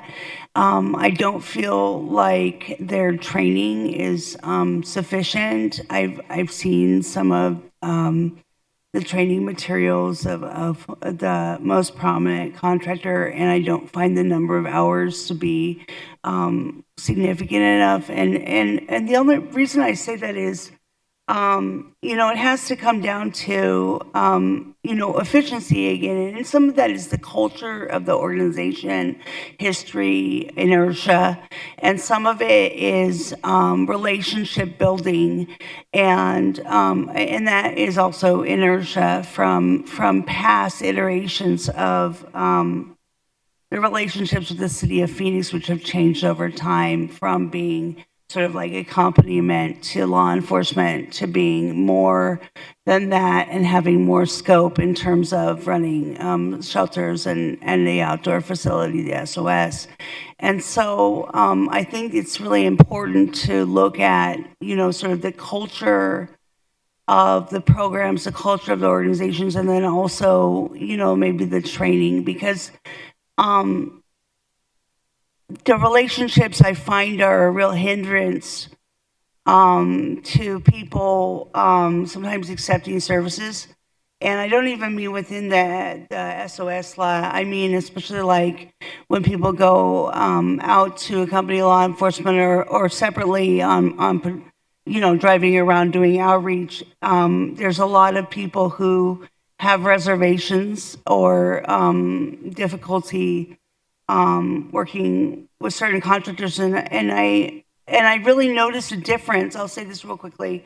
About a year ago, I went to a budget hearing, and it was in District 3.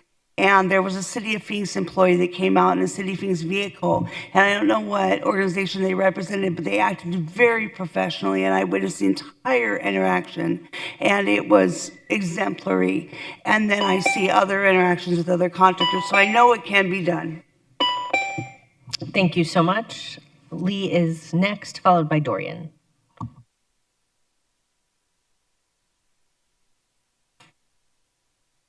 How you doing? Thank you for having my time. I stay at SOS. They have made some positive changes. I'm just more curious on to where they're going to bring into more programs like the worker and some more permanent housing solutions. They do have programs. We can go out to CAS for the worker or whatever. Some of us aren't allowed on property there or whatever. More of these programs should be implemented to help us further ourselves out. But thank you for your time. Thank you for your testimony. Dorian is next, followed by William Kirkland.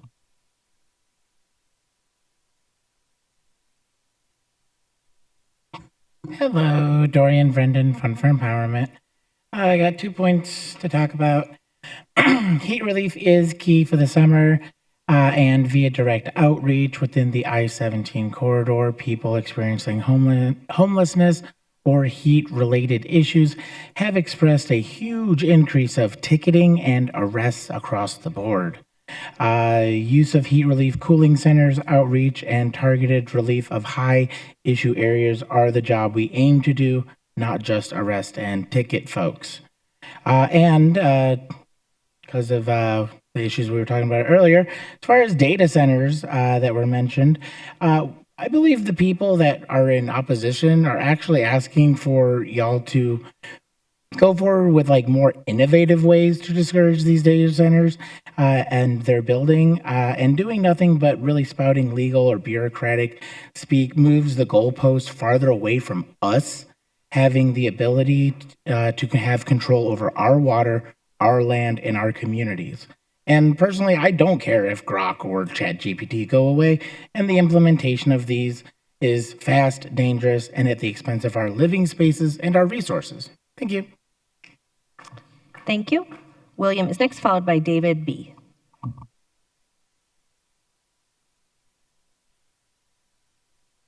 Good afternoon, y'all. My name's William Kirkland, and I had something else I was going to say, but what they said today kind of changed my mind as far as I'm in the next wing myself. I'm terminal in the heat. I think last week 4 times it went out, 4 times we had to come out. And we can't, like I said, we can't go back because last year I measured it, it was 135 in my X-wing because it's all steel.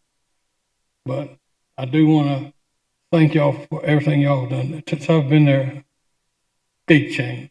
I want to thank you for that. But, and also as far as the mail goes, I've lost so many jobs and stuff because it doesn't come. And then like just yesterday, my wallet got stolen. I finally got my replacement ID. And every time, who gets on the right to open it? I don't understand. It's always open. And if there's anything you get in the mail, it feels like there's an ID in it or anything that ain't just a letter, it's opened. And if I'm not mistaken, that's a federal offense. Not sure, but most importantly, thank you. I've noticed a difference. I appreciate it from the bottom of my heart. Thank you. Thank you. David Benefiel, followed by Nicole Robinson, who will be our final speaker.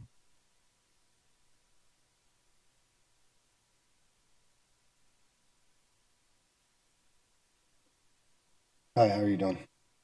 I just have a few things to say. I've been around the streets here for about 3 years, roughly, all sides of town. And I've noticed a big change since then, but it has nothing to do with anybody but God. I don't see anybody doing anything about it. And I see the changes coming from things that God has done. You guys have had to do your job. And I don't know, some of you have done your job because you follow God. But other than that, God is the only one that's worked out here. And I've seen that firsthand. So I just want to read something real quick and I'll be done, if that's all right. Let me go back. Where was that?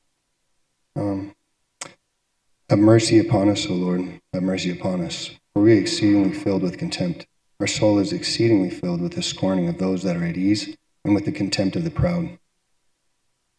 If it had not been the Lord who was on our side, now may Israel say, but it had not been the Lord who was on our side when men rose up against us, and they had swallowed us up quick. When their wrath was kindled against us, then the waters had overwhelmed us, a stream had gone over our soul, and the proud waters had gone over our soul. Blessed be the Lord who hath not given us as a prey to their teeth. Our soul is escaped as a bird out of the snare of the fowlers. The snare is broken, and we are escaped. Our help is in the name of the Lord, who made heaven and earth. Amen. That's it.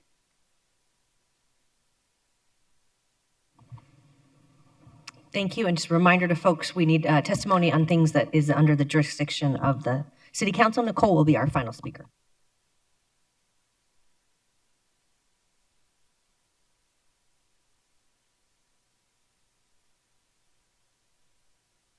Nicole Robinson, could you signal if you're here?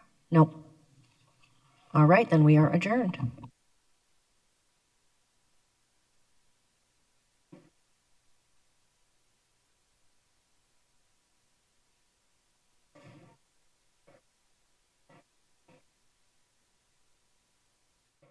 To look at this, because they'll want something this beautiful as well, and hopefully one day we'll get this all throughout the city. But thank you so much. Thank you for being here, and congratulations to the community.